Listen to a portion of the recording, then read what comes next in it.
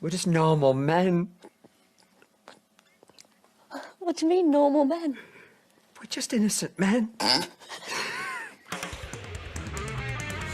It's time for Side Scrollers with me, Stuttering Craig. I did. Oh, whoa! Right on the tip. Just on the tip. And Blabs. Co-hosted by our friends from around the internet.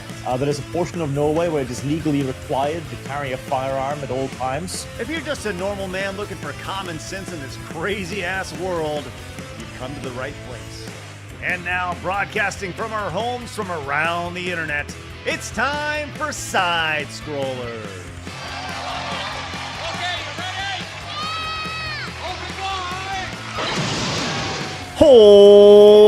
Welcome out to Side Scrollers on YouTube.com and Rumble.com, and most importantly, SideScrollersPlus.com. What's going on, everybody? Happy Friday. It is Finish Strong Friday. We are finishing strong right on into the weekend. Glad you're with us today. We got a banger of a show. Gather round, gather round. It's going to be a good one. Hello, Blabs. Hi. I did this time. Hello. Anyway, happy Friday. I am very actually excited for this show today. It's going to be a good one. By good doing pairing. This, yes, by doing this, do you mean you weren't distracted or going to cough right before I went to? Precisely. Oh, good. Congratulations. I was You like, did I it. must focus. Powering, the mute button, everything was turned off. Mm-hmm. Yeah. You did it. You did it. You're here. You're ready to go, which is the best way to handle this thing. 'Cause, we do this show every day. So Sometimes you gotta cough. Yeah, there's no way of not controlling it. Okay, well, as we approach doing this show for 3 years, you think you'd have a pretty good idea when not to. But here we are. We're Coughing? good. We're ready What, to you go. can just control your coughing? Yeah. No. Yeah. No. Well, it is Friday, and every other Friday we are welcomed, or we are. What's the proper terminology here? We Graced? welcome. Yes, graced with. I think that's the right way to say. Graced with the legendary Vara Dark. Hello, Vara.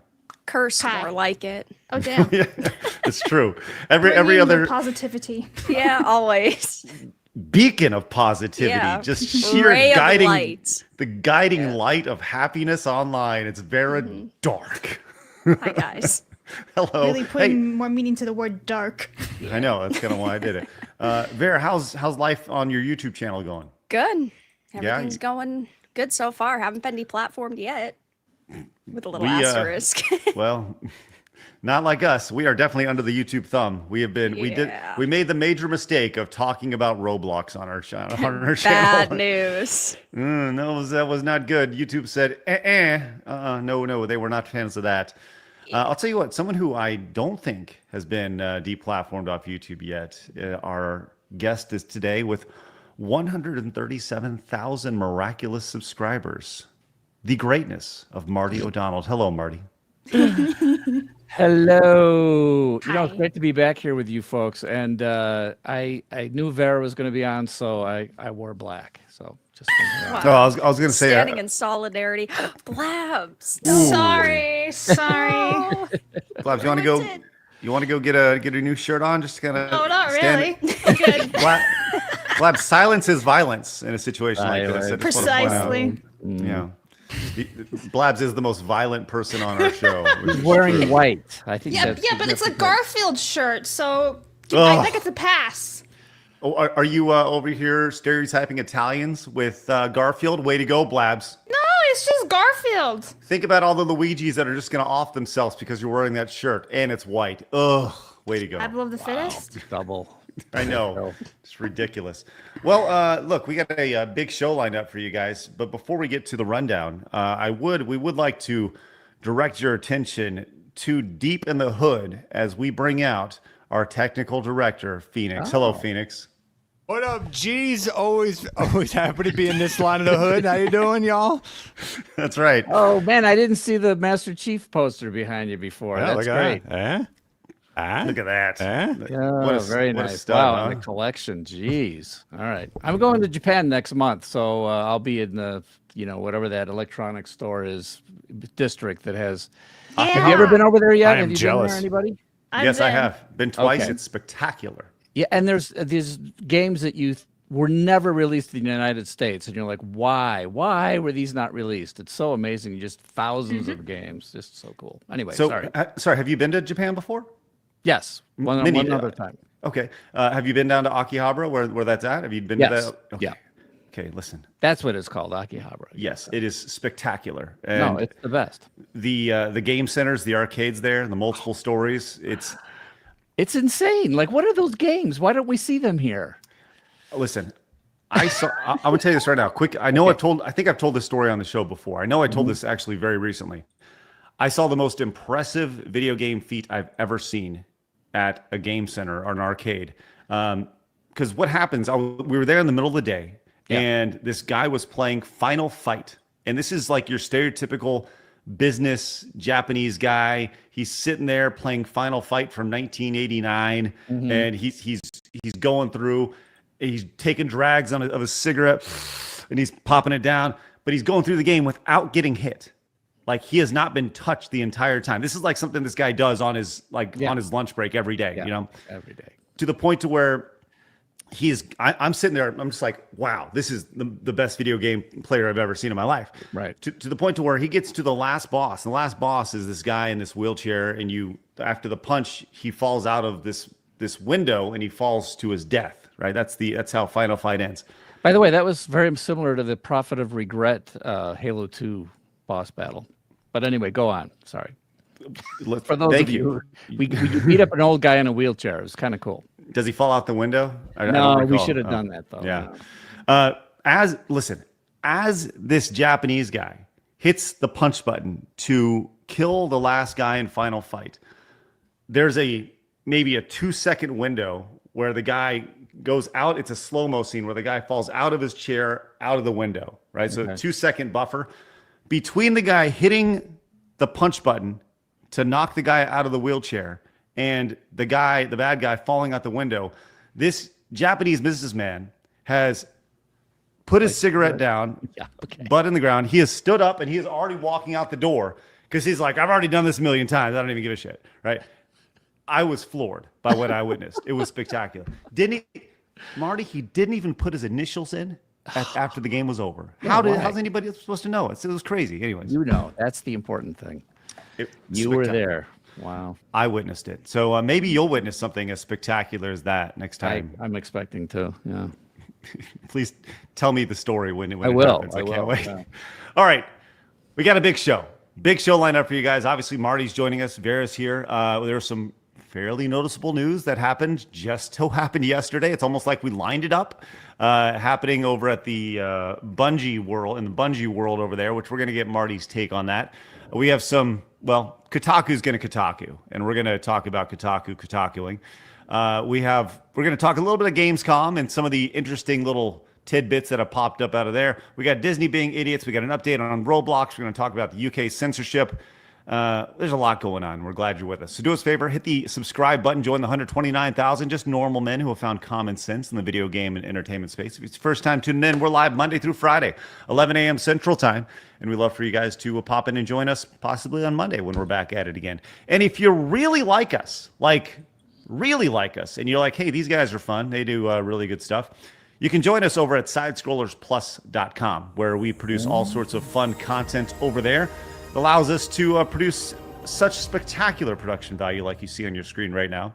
You can go over there and join us because coming up next weekend, we have our big Mario Kart showdown. King of the Kart is happening August 30th, coming up at 7 o'clock next Saturday. We have 7 of our contestants announced. We'll be announcing our final one on Monday. Here's the list of our contestants right here. And you can join us by heading over to sidescrollersplus.com. Use promo code CART. You see Smash JT, Alex Stein, Flawed, and Mo. Our returning champ, Garrett, Philip Chan, announced yesterday. And, of course, Blabs, which is great. So, and that final guest it's a banger. This is a good one. A good one.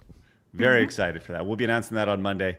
So join us over at Side Scrollers Plus. Once again, the pre-show, the undercard will be available to everybody on YouTube, Kick, Rumble, and everywhere else you get your live podcast from. But the main show over on Side Scrollers Plus. So head over there and join us, which is great. Also, and Kirsha commentating. Yes. Kirsha will be joining me on commentary for that. It's going to be nuts. So yes, it's going to be a really, really fun time. And yesterday, Blabs, you and Wicked Virtue, one of our plus partners, y'all had quite the little hoonanny, didn't you? Yeah, so we played Dead by Daylight 10 on 10. I mean, we've played it before. It's not like we've never not played it, but it's always a good time playing Dead by Daylight with Wicked. She's kind of a DBD queen. So we had a couple wins and a couple losers. So. Excellent. And a lot of you singing for a large portion of the show. So I guess some of the plus people have never seen me stream video games. It's a lot of singing involved.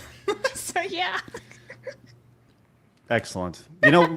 Speaking of singing, we should bring back the karaoke Blabs. No. That's an early bit. You can do that. You can do that, Craig. Phoenix, what about you? Karaoke Phoenix. I'm ready. Let's do it. Okay. All right. This is a voice that needs to be gifted to the world. Believe me. Maybe we'll do that maybe starting next week. We'll bring back karaoke to the show. This time it's Phoenix. Yes, this time it's personal. All right. Well, we always like to start the show with Today in Video Game History. So, Blaz, please tell us the games that were noticeable today. Right, so I feel like you can hate the one of them, but August 22nd, everybody, Chrono Trigger was released in 1995. We have Saturn Bomberman released in 1997, and listen, I had to do this. Nintendogs Chihuahua and Friends released in 2005. Huh? Okay. I feel like Phoenix has Nintendogs Chihuahua and Friends, and I kind of... In multiple languages, you'd be correct. Yes, that is true. Do you really? Wow. I do, yes. Oh my god, do you have them on you? I'd have to look, but I can grab them, yeah. Actually has them. Vera, how much? Phoenix, by the way, I found this a couple months ago. I have a sealed copy of the developer Halo 1. It was given to all the folks who developed and maybe some other folks at Microsoft, I forget. But I kept it sealed, and I found it, and I'm like, oh, this is good. Turns out it's worth money. Well, I'll tell you what. Yeah. I got a cool $5 if you want. I got what I can. Wow. Hey, I'm going 10. That's about all I can get, all right. unfortunately. $50 bidding war. I was just going to ask for it, but yeah. Okay, you got 5 here. I got 15. I'm so far the highest bidder. I'm on 25. There we go. Man, I got 2 copies of Concord calling your name. Let's Oh, go. excellent. I might want one of those. I like Both sealed. I think it's a fair trade. Just throwing it out there, And one of them rattles. Bonus. That's right. The disc is loose. That's right. Well, look, some noticeable games that you definitely missed today, Blabs, include Gradius 2. This is for Blabs. Any idea what MSX means? I don't know. I was gonna say Microsoft Docs or MS Docs or whatever, but it's I don't freaking know. Chat, by all means, fire away. Let her know and let Blabs know why she's fired today. You mentioned Chrono Trigger. Some say the best role-playing game of all time. Vera, how much? What's that, Marty? I just said it was amazing. Yeah, and the music was spectacular. Oof. Absolutely. Would you guys like to know that I've never actually beaten Chrono Trigger? Okay, you're fired now. Well, listen, I'm not an RPG guy. Never have been. Never will be. Just the thing about gamer. Yes, because I don't like RPGs. That's right. So, did you not play Clair Obscura yet this year? No. You suck, Craig. But you know what? I spent a lot of time on Madden NFL 2001. I'll tell you that much. Let's go, bros. Not as good as 200003, but no, pretty that one good, is revolutionary. But this one's all right. Or Madden 07. Let's go. Pac-Man Rally World, which hey, that's fun, I guess, if you like the Mario Kart knockoffs. Little DDR. This is pretty much when DDR was starting to taper off a little bit. 2007. They were just kind of throwing things against the wall, hoping it'd stick. I bet, Marty, you spent a lot of time playing Dance Dance Revolution. Oh, yeah. All the versions. I played it in Japan, too, and beat everybody who was there. So that's right. I'm just imagining you doing like all those sweet moves as you're moving around. You got your feet popping around. I don't even look at the screen. I have everything. I had all the moves memorized. So. What was that song? If you have a sense of rhythm, you can just do it. Once the rhythm's gonna get you. Yes, thank you, Blabs. That's what when I think rhythm, I think Marty. There you go. Also, we saw Blabs. I know you're really excited about this one. Now, this one is not a game that was released in previous years, but today a noticeable game which Blabs is extremely excited about. Femboy Fuda House released for PC today. Oh, should I look that one You Yeah, should. go ahead, Blabs. Steam Femboy. I feel like, oh no, it's Alex probably has this for pre-order or something. Let's see. All right, Steam. Oh my God, that first thumbnail. All right, it says, congratulations, you have been accepted to the College of Magical Arts. Immerse yourself in a rich student life full of magic, passion, and adventure. Meet the eccentric residents of dorm 9 3/4 and get to know them as closely as you can. Developer, it's a trap. Blabs, it's Harry Potter. It's a Blabs, tarp. it's just like Harry Potter. Wow! Oh no! Oh, okay, so there's a lot of stuff in that picture. There's You know- boobs and dicks all in one body. It does mean Fuda.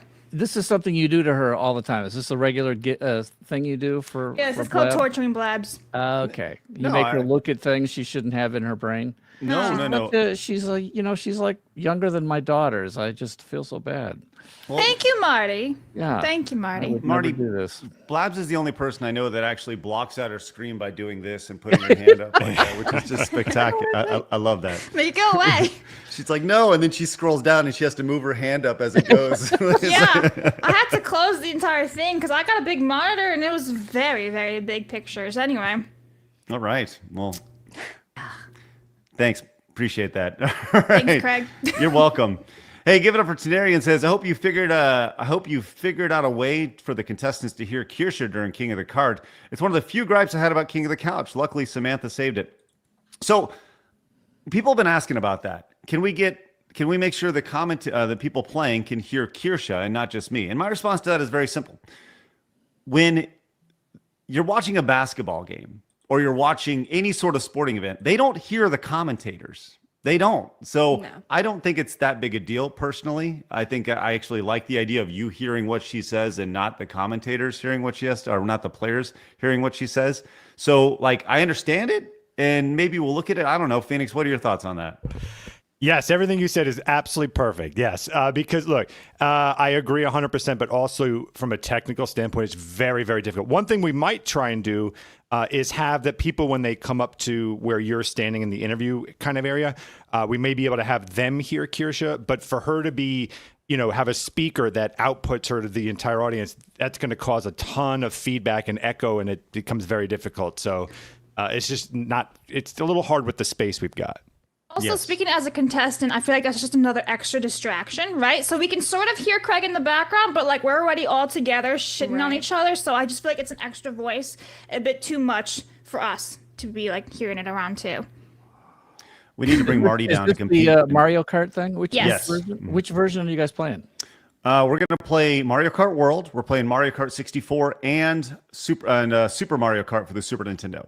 Oh, So so it's relatively old school. Okay, it's not the original Mario Kart, but that's okay. Oh no, it is we're playing the Super Nintendo Super Mario Kart. The Super Nintendo. Okay, okay, sorry. We're gonna have Super Nintendo, N64, and Switch 2 version. So it is a true Mario Kart decathlon. Okay, which is so great. it's Yes. several years of that. Okay, spectacular. Yep.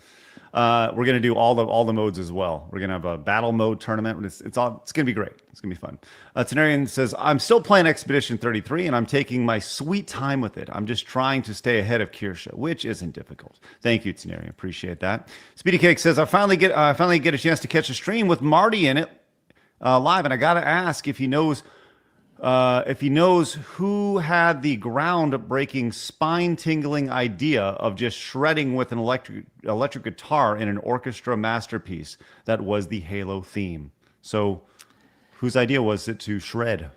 Well, to the extent that it was my idea, I will take credit for it. But the guy who said that he could get me Steve Vai was Nile Rodgers, who's an amazing, record producer, rock star. He's been around forever, and he got enamored with Halo 1's music, and he said, I can get you Jeff Beck, I can get you Steve Vai. And I'm like, yes, let's do that. But believe it or not, we already had, even on Halo 1, we had some shredding guitar from my original guitar player, Harry Mira, who ended up coming back on Halo 3 and Reach and ODST. So I don't know.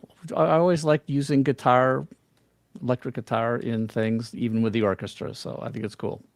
that up. It's so good. God, it's Well, I awesome. mean, Steve did that. I mean, he did that. If you can see a video online where it was the live session, and he watched some videos we had for him. We played him some tracks. He tested his guitar, and then we said, "Okay, hit record, let's go." And he did that dive bomb on the very first take, and I'm like, "Yeah, that's gonna work." That's awesome. Yeah. Hey, Kai says, listening to Marty on scrollers while playing ODST is peak. Wish me luck while I try to achieve all achievements before the Helldivers ODST War Bond. Oh, there we go. Romer says, hey, chat. Hey, Marty, if you're going to Japan, I hope you get to meet Koji Kondo. I know he's one of your favorites, so hopefully this will be a legendary meetup. Hashtag black shirt. Yeah, I will be in Kyoto, and maybe this time. Last time I didn't get to go to Nintendo. This time I'm hoping I can. Last time I was there, I met with the British guy. Oh gosh, I forgot his name already. Jeez, he invented Star Fox. Star Fox. Okay, yeah. Mm-hmm. He's a British guy, and he, of course, he worked with Miyamoto on that, and we went out to dinner, and he showed me around. He's lived in Kyoto ever since. He was like 17, and he was lifted from London and flew over to Kyoto to work on this 3D thing that he had invented, the system to go 3D, real-time 3D on Nintendo, and then he's been there ever since. So the Super FX chip. Yeah, yes. he's a really cool guy, and I forgot his name, and somebody should look him up. But this time I'd love to meet. I've met Koji already, and super great guy. Koji Kondo is, unsung hero. I mean, people know who he is and everything else, but like they're still using his themes, and I don't see his name in the credits anyplace, which is very important to me. I hate when I see that happening. Is it Dylan Cuthbert? Yes, Dylan. Yeah, Cuthbert. Thank you. Yeah. Blabs producing on the fly. Let's go. Yeah, you should get him on the show. He's great. Let's do it. Let's get him on the show. I love everything about that. Speedy Cake says, how could you miss Arcanum of Steamworks and Magic Obscura Blabs? You are mega fired. I mean, I did it just like that. I stand by Blabs' choices today, actually. I think that was pretty especially Nintendogs that you have multiple copies of. I do, yes. I don't know if that's a bit or not. Do you really have? I truly do. I have 5 copies of Twilight Seen It Trivia. I have a lot of weird shit. Craig missed that episode. It's true. Winterfell says, Marty is the composer of childhood. And let's be honest, my adulthood. Amen. Thank you, Winterfell. Appreciate that. Tundra Cat says, as today is my 29th birthday, I like to point out that the original Legend of Zelda was released in North America August 22nd, 1987. Happy birthday. Really? Yeah, that's interesting. Wait, so I didn't see it on the list, though. It was not on the list. That's a big one to miss. I have a feeling. But that was released in America, but it was had been released. I mean, I played the heck out of Legend of Zelda when it came out. As a matter of fact, I have a deathless playthrough of both worlds. And I get the screen at the end that says, "Congratulations, Marty O. You have great wisdom and power." Wow. You talking about both quests? Marty O wasn't Marty O'Donnell. It was a 0, which meant 0 deaths. For those of you who know, I have that picture. Listen, we already know you're a video game master, Marty. You don't need to rub it in our face. There you go. Speedy Cake says, hey, Craig, to mix things up, if you ever do a Side Scrollers King of the Kart Grand Championship event for the LOLs, slip Diddy Kong Racing in the event to throw everyone off their game. Well, there will be more opportunities for that moving ahead. Zuberi Youngblood says, speaking of Star Fox, have you seen the trailer for Wild Blue? I think that's like a kind of a spiritual successor, if memory serves me correct. No, we've not seen that, but thank you very much. Maybe. I can't speak directly. John says, important question. Marty, what's your opinion? Oh, here we go. Oh boy. What is your opinion on Olive Garden, Marty? Olive Garden? Yeah. Ow. You know what? It's not. It's a nice, happy little go-to place that you know what you're going to get. It's not like legitimate Italian, but it's decent. And the breadsticks are endless, and the salad is endless, and Like, who can argue with that? That's actually pretty Well, nice. we do have one person who could argue. That's a great question, Marty. Who could possibly argue with that? Really, Blabs? Seriously? Now, I'm not saying it's gourmet. I'm not saying it's great Italian. I've been to, Italy and Tuscany and Rome, and I know what real Italian food is like. Olive Garden is sort of like McDonald's. It's Precisely. sometimes you have a taste for that specific thing. It's not a hamburger, it's a Big Mac, or it's She a quarter doesn't. pounder. Yeah, I do by go to that face. McDonald's. And Blabs, to Now, be come on, clear, McDonald's French fries, you can't beat McDonald's French fries. I mean, you really can. Blabs, to be clear, Marty O'Donnell just said that you Yeah. should maybe consider Olive Garden. I'm just What is putting it your out. what is your problem with Olive Garden? Is it because it's essentially Here fast we go. food? What Drop is the it? nuke. Okay. Here we go. Well, if I want Italian food, I can just make it myself. Well, that's So- probably true. I don't So disagree yeah, with that. so I wouldn't want to go out to a restaurant, spend a shit ton of money, and then get like poor quality when I can just make it better myself for cheaper. Well, see, it's not that expensive to go there, and you get endless breadsticks, and there's the soft Oh, bread. great grains! Let's go, Marty. He's one of us. One of us. Okay, and I didn't even know what the right answer was, but Blabs, no, you have to develop a taste for things that are, Shit. no. Wow, Round that one. was very quickly done. Yes. Oh no. You have to develop a taste for things All that right, have a let's- unique taste. It's like Kentucky Fried Chicken. It's not like real never fried been, chicken. It's so- Kentucky Fried Chicken. It's this Blabs is sheltered. special taste. I just don't go to fast food, you know? Well, Eat better you're in missing house. out. Can I just play the other side of this coin here, Blabs? The idea that You've been against me this entire time. What other side of the coin is there, Craig? Well, look, you saying I've never been to fast food, and then we took you to Buc-ee's and various other Yeah, fast food, but and I've you been love there, the like- fast food. No. I love the pulled pork because I have an obsession with pulled pork. But Mm-hmm, it's not like I go there all the time because there's no Buc-ee's even near me. You would though. You'd go No, there I wouldn't all the though. time. But the only reason I go there is because it's like a once in a month, 2-3 months experience. Otherwise, I wouldn't be going there all the time. It's first of all, it's very expensive See, too. now I don't know Buc-ee's, so I don't know how to explain this, but like I'm sure if you go to Texas and you go to what's an actual authentic pulled pork place, they're gonna say, "Oh no, there's no Buc-ee's other is pulled shit in pork but ours." comparison, probably. Yeah. So, Yeah. But like if you have a taste for what Buc-ee's does that's unique, you can't argue with that. That's my opinion. Let people have their little fantasies. Nobody should say Olive Garden is legit Italian. I wouldn't. I mean, it is the But taste it's of its own America. thing. Craig has It's Olive literally been Garden. saying that for like the last 5 months. No. Listen, the idea No, is simple. there's no walking it back here, Craig. We Can have you- it all on tape. I'm sorry, Phoenix. Why? Yeah. Thank you very much, Phoenix. Yes! Yes, my homie Phoenix! What are you doing, Phoenix? Oh, you did it wrong. Oh, yeah, that's right. Knock yourself out. Is that one? Listen, All right. What? Okay. Whatever. It doesn't even matter. all right. Christmas loving engineer says, "Hi Marty. My high school band played the video games live arrangement that included the Halo theme. It was a great Yeah. experience. Appreciate the amazing music." Yeah, well, thank you. I'm glad your band played it. That's really cool. I've seen, Ohio State University play it on the marching field, and I've seen it all over the place. So it's really fun. Oh, there was Just hear the random door sound opening in the effect. What is background. that? Yeah. Blabs is Blabs back. door. Okay. You may back. speak Yeah, so that's again. cool. It's Sorry fun to about that, see Craig. that Hit the wrong music button. Sure.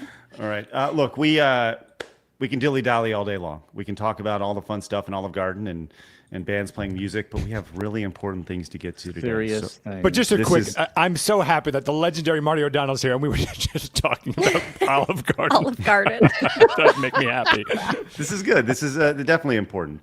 Brave says, "So cool to have Marty on the show. I want to shout out the Warthog run at the end of Halo 3. I played that dozens of times, and no matter how I played it, the music always synced up with the cutscene at the end. I always thought it was cool as a kid." You know what? Thank you for somebody noticing that. I worked really, really hard. I had a system that would allow that to happen seamlessly. And when I see people playing through it, I'm like, oh, this is a slightly different version, but it still syncs up at the end. And so there were several triggers and several ways of arranging the music, so I knew where the music would be approximately enough so that I could sync it up so the climax would hit right at the right moment. So thank you for noticing that. It's called adaptive music while you're playing, and then you have to seamlessly go into the cutscene, and everything just continues. It just dovetails so nicely. I pat myself on the back for that, and I thought nobody would ever notice. So thank you. Well, Brave SJ did. Yes. So he Excellent. loves it. The big props. Who knew that on August 22nd, 2025, it would be like, Yeah. today's the day. That's right. 100 years I- later. I actually have a very serious question for Marty, and it's Okay. just a yes or no question, and then you move on instantaneously, okay? Is cereal soup? Oh, God. No, Here stop we it. go. No, we're No, not doing this absolutely again. not. Thank Not you. soup. Thank you. I wanted to. Yeah, hear what you had to I say. disagree. Vera, nobody asked Hey. you, all right? Nobody asked you, Vera. Hey, I'm the one who started this debate. I know. Well, listen, it nearly, It's it like nearly the broke. sandwich debate, right? Something's a sandwich, a hot Is a dog. taco a or something? No, sandwich? taco? Yeah, I don't know. I mean, come on. It's just We're not, not listen, silly. Silliness. can't do this. This is why we have Is Marty this on show for a these silly things. show? Is that what Take. this is? Yeah, like we have our own little lore, and, but okay, look, let's Well, get that's to what it. you get for doing a show every day for the last however many years. Yeah. I can't believe you can still even speak. And Well- I have an answer. We'll get Craig later. can't. I have an answer to that. It's only one piece of bread. Like the wrap is only one, and a hot dog bun is only one. You need two to make bread. To make a sandwich. Done. We did it. We solved it. Thanks. Phoenix, thanks for that really intelligent response to that. Very educational. Really You're welcome. wonderful. No, that question. doesn't work because my mom used to make me peanut butter and jelly sandwiches, and we'd fold the bread. So it was Uh-oh. one piece of bread. So. Well, hold on. If you want to go down the rabbit hole, we can do the rabbit hole because that is not a sandwich; it's a fold over. Yep. There's a difference between the fold no, over fold and over the sandwich Attaboy. is a kind of it's But at subset that of point, sandwiches. isn't the fold over just a taco if a taco's not a sandwich? I'll do you one better. What about an open face sandwich? Yeah. That's just one piece of bread. That's not even real. I don't even know what you're talking about. An That's open crazy. face sandwich. I have that's just a trouble piece of any bread with sandwich meat on that it. you eat with a fork is questionable. That's what I would say. It is a sandwich. Open At least face we can all- sandwich. That's what they call it. We can all come together on that, Marty. Thank you for that, and thank you for your bravery on that. That's Oh, yes. wonderful. All right, Stepping into landmines here. in this, you will piss off the internet with the soup and with the soup conversation, but Cool. let's piss off more people. It's time for my favorite segment, your favorite segment, everybody in the world's favorite segment. It's time for hard news.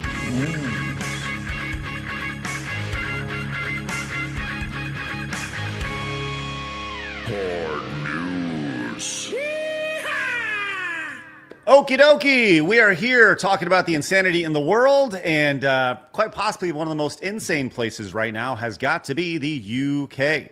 There's a lot of silliness going on there. We saw the story a couple weeks ago. I think it was last week about the honeypot story where they got the hot cops running down the street in their spandex, and whenever they get a cat call, the cops pull up and they go whoop whoop, and they get mad about that. Did y'all, Marty? Did you see that story? I didn't see it, but I heard something about people being arrested for whistling at women. So Yes, they were. They'd that get a what that stern was? talking to about stern it. talking to. That's right. And the logic was that they could potentially do other worse things in the future because catcalling is the marijuana of bad things, you know. So It's the gateway. Yeah, That's, got that's it. right. The gateway to Wow. horrible things. Well, we UK, saw. the UK has to have. They must be running out of things to do and be upset about because they are just going after the stupidest things. Yeah. Sorry. They No, are. don't apologize for that. You're not wrong. We have a number of people who watch us from the UK, and they all. I'm when they super chat in or say something, I almost feel like the cops are going to burst down their door and say, "How dare you!" Right? Putting a target on their own backs. When I get into Congress and I meet Keir Starmer, I'm going to give him a good talking. to. Yeah, the 1-2. Yes. The 1-2. Do you know what free speech is, my man? You do not know. And it was invented in England. Come on, Magna Carta. Well, they've gone back on their history. they've certainly forgot. As we're going to go to the BBC here, where a woman who was jailed for a hate post has now been released from prison here. So this was the woman. An online post in the wake of the Southport killings led to a 31-month jail term here. Here says a woman who was jailed for stirring up racial hatred in the aftermath of Southport attack has been released from prison. Lucy Connolly, whose husband serves on Northampton Town Council, pleaded guilty in September after posting the expletive-ridden message on X the day 3 girls were stabbed to death in July 2024. Connolly called for mass deportations now and urged followers on X to set fire to hotels housing asylum seekers. That's a little extreme, but all right. Yeah. And she got a 31-month prison sentence for that. Connolly was freed from prison at the automatic press release point of her custodial sentence after serving 40% of the term in prison. She will serve the remainder of the sentence under license licensed under the supervision of a probation service. So there she is. I think the top picture looks a little bit better, but that's fine. Regardless, this is kind of silly. Obviously, I don't think we should be talking about, burning down any sort of hotels or anything like that. But Marty, you said it yourself, the idea of free speech, and that's kind of where it started. And does not seem like there's a whole lot of free speech happening in the UK right now. Well, I mean, seriously, talk about the Streisand effect. I mean, how many people took her seriously in the first place? She apologized. She took it down. She was obviously emotionally responding to something that was tragic. And so it's not like she's saying, oh, I stand by what I said. She, really 31-month jail sentence for words on a page that people can easily understand and ignore. Like, I just don't get it. And especially when you look at the amount of clamping down that went around that whole thing, and the talk about misinformation, the guy who was responsible for the stabbing is the lowest form of humanity, and had an Al Qaeda journal that he kept, and he was making ricin, and so I'm sure he's not going to get away with anything. But I mean, the fact that the British police wouldn't even call that an act of terrorism is insane to me. Of course it's terrorism. So Yeah, and the best part is, so the guy who did the stabbings, he's under the age of 18. He was 17 at the time. So they're literally making the argument saying he can't serve life imprisonment because he was underage. It's like, hang on. This guy is getting a free pass for murdering, but this chick goes to jail for saying something on the internet. Right, exactly. It's not very balanced, is it? He just screams peace. Yeah, no. Well, there you go. My thought is, if you know you're going to get a mugshot, right, and you know that you just murdered 3 girls, maybe not look like you're going to go out and murder 3 more in your mugshot. I don't think he cares, to be honest. Yeah, and I'm sure that he's mentally, ill. I mean, there's just, you look at that picture and you look at what he did. This is not a sane human being. So, okay, fine, he's insane, but he should not ever be out in public again. I mean, I don't care that he was 17. This is insane. And, I'm sure that most of his life he was peaceful. So you can say he was a mostly peaceful person until he killed 3 people in just a really short amount of time compared to the rest of his life. So fiery, but mostly peaceful. Yes, he was just fiery in that instance right there, which is stabby, but mostly peaceful. Mostly less stabby, yes. You mentioned that is horrible. But this is England is where George Orwell was born, and he called it years ago. Or this is Orwellian to have this kind of thing happening. Question: you said when you see Prime Minister Keir Starmer there, he said the conviction of the quote vile and sick Southport killer. Couldn't that be seen as hate speech, as he said vile and sick, like under the UK, like technically, if you want to get, if you're just talking about offending people, somebody surely could potentially be upset at and offended by someone calling someone else vile and sick. Yeah. The question for me is, where do they draw the line? If you say what would be considered hateful things, and somebody has to determine what the definition of hateful is. If you're calling for violence, and this woman did call for direct violence against people, and that was her mistake, whether or not after apologizing and pulling it down and, asking forgiveness and some sort of understanding, she deserves that kind of jail sentences. That's what's insane. But England now is beginning to, they could be putting people in jail or, penalizing them for saying things like, I think these people should be deported. And that is the thing that could be, and you should have free speech to say that. That's your opinion. It's a political opinion. So. Yeah, and it's like what Orwell said, the further a society drifts from the truth, the more they will hate those that speak it. There you go. I needed that quote. Excellent. Yeah. Well, a lot of this has stemmed around the UK Online Safety Act as well. And, once again, it's always for the children here.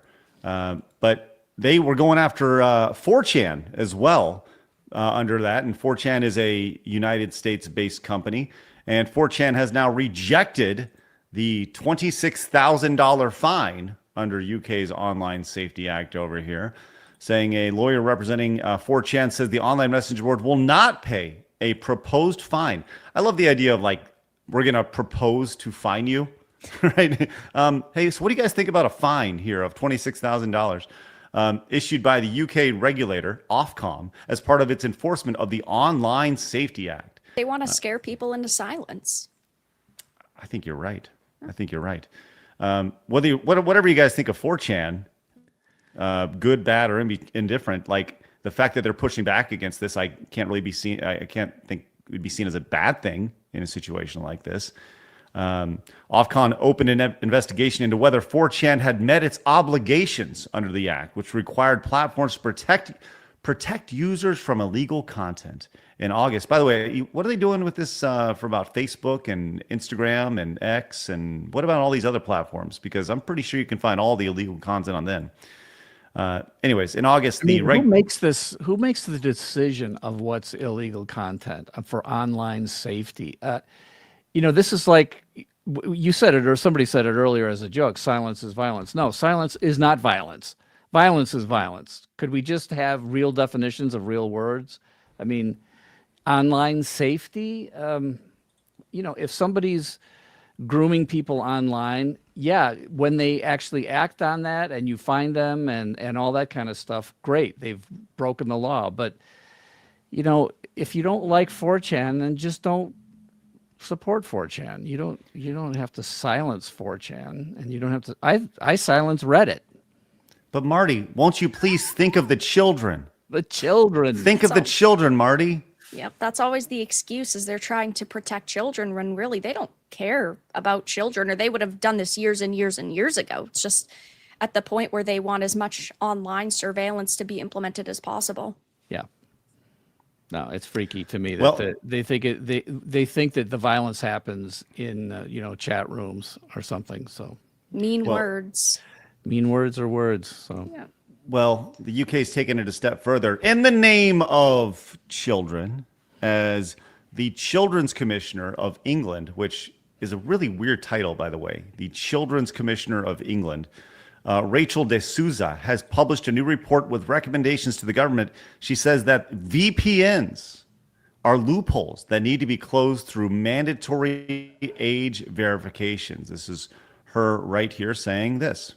Of course we need age verification on VPNs. It's absolutely a loophole that needs closing, and that's one of my major recommendations. Of course. So they're going after VPNs, which is a thing now, because, hey, we all know that 6-year-old who's logging on to NordVPN to get access to all the bad things on Netflix or whatever. Just another example of kind of the slippery slope that we're seeing here.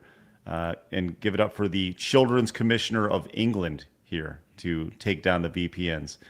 Well, frankly, I would like to see better technology for age verification, because I don't think everything in the world should be easily accessible all the time to everybody. There's a lot of bad things that I don't want my grandsons to see, and that's why we have parents and grandparents. But it is hard to it would be nice if there was some technology that assisted parents and grandparents who want to protect kids from crap that comes spewing out of the computers and the internet. So better technology is fine. Government dipping in and starting to control things and defining things, that's problematic for me. What does that look like to you? The idea of a tool that helps parents a little more, because obviously, we've talked about this a lot on the show. And look, as a parent, I totally get it, right? People say you need to do better parenting, and I agree, right? Parenting is extremely important. You got to be there for your kids. You got to know what your kids are looking at. But knowing what your kids are looking at 100% of the time, look, we've all been kids, right? We all understand that's pretty much impossible. I think it just comes down to how are you parent your kids and more or less educate them on what is acceptable and what's not acceptable, I guess, if that makes sense. Yeah, I think that's, kids' brains are not developed. They can't make the, good choices all the time. And no matter how you parent them, they're not always making good choices. So what they're exposed to, if you expose them to every kind of technology that exists, that's a decision you've made, which is not good. But boy, once you know that your mobile phones and your computers, they're ubiquitous in every place your kids are being educated or what they're doing with their friends. It's just something that helps the parents turn, adults only stuff off would be, it should be up to the adults to do something extra to access content. And it shouldn't be just super easy for kids to access that content. And it shouldn't be hard for parents to figure out ways to prevent their kids from accessing content. All that stuff should be easy. Make the adults go through a couple of hoops. That's all. I've had this theory for several years. By the way, now. if I had the technology, design, I would be selling it to somebody to make this easy. I'm hoping somebody else figures out good ways of doing it. So it's sort of like, two-factor authentication for, who you are. Wouldn't it be great if you never had to type a password or have something memorizing your passwords? Like somebody's going to come up with technology that's going to make all that stuff easier, because it's a big pain. Well, Apple does And I'd that. like to see something come up that's easier for age verification. I don't know what it is. I hope somebody invents it. There'd be biometric data. You popping your thumb on there, you're looking at your eyes or whatever. So I've had this theory, and Marty, you're obviously running for Congress, so I would actually really like to hear your thoughts on this. Yes. I feel like social media in the next 10, 15 years, I think that it'll be looked back on in the same way that we look at smoking. That we did in the 50s or something, where it's like, oh, it's safe, like, oh, how about you have these cigarettes? It'll help you or whatever, right? And then we realized that it was very, very bad for people and that it's actually doing more harm. I think in not a physical sense, or potentially a physical sense, but more of like an emotional sense and a development sense, I think that we're going to look at social media in the coming future the same way we look at cigarettes, and that there will be restrictions on how soon you can do that. Like once you become an adult, okay, you can smoke those cigarettes. Okay, once you become an adult, you can have access to social media. But all the data that we've seen, just like we saw data on cigarettes and the damage it does to your body and lungs and everything like that, we're seeing data specifically when it comes to teenagers who have access to social media and the immense harm that it does to them, emotionally, psychologically, and in some cases physically. Yeah, I mean, back in my day, there was a discussion about the addictiveness of games and gamers who got addicted to games because they had addictive personalities. And it was almost as though the game developers were supposed to do something about it. And my thing on that was like, you can't change the developers' desire to get people to play their games and keep playing their games and not do other things. But you can have other people out there, psychiatrists and psychologists and researchers and possibly even people in the government who sort of put some, fences around things that could be bad for people. And any new technology, it's going to be good and bad, and it's going to be the Wild West. And at some point, we'll have to corral some of these things in. And I think you're right. I think social media is a relatively new, in terms of the human race, it's extremely new.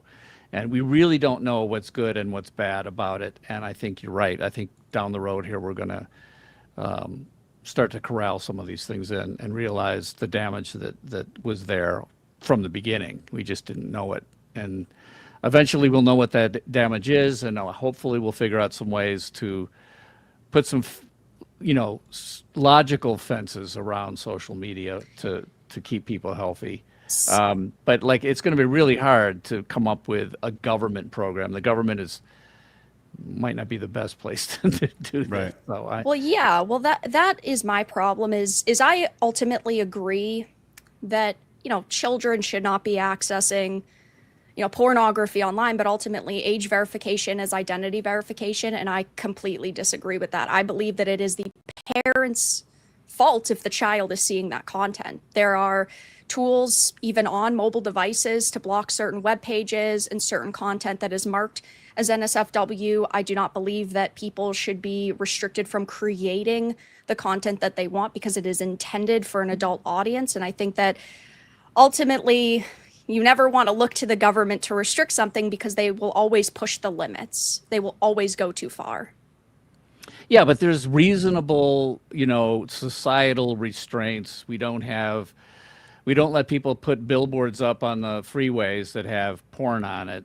And we just say it's up to the parent to put blinders on their kids as you drive in the car. I mean, well, true, so but you could take the mobile device away from your child or put those tools on the mobile device. Well, what I'm saying, and I agree with you. I don't think it should be a huge government intervention thing, but what I'm hoping for is not that the developers have the burden, but that the other people who, and I think the people who are researchers and then people who can, make a living making apps that make this easier for parents. Because right now it's actually surprisingly difficult for normal people to protect their kids from figuring out ways of accessing a lot of stuff. And so what that is, I don't have the solution for it, but I think down the road we'll have better solutions. Well, see, I do ultimately, understand where you're coming from, but it's like with video games, right? I would never sit here and tell a developer they can't create a Grand Theft Auto or something with ultra violence. But the argument from certain individuals out there, right, is they will take a rogue study and they will say violence in video games cause violence in the real world. And their aim is to ultimately take access away from adults and say either you need to age verify or developers shouldn't even be making this content because it could be seen by children.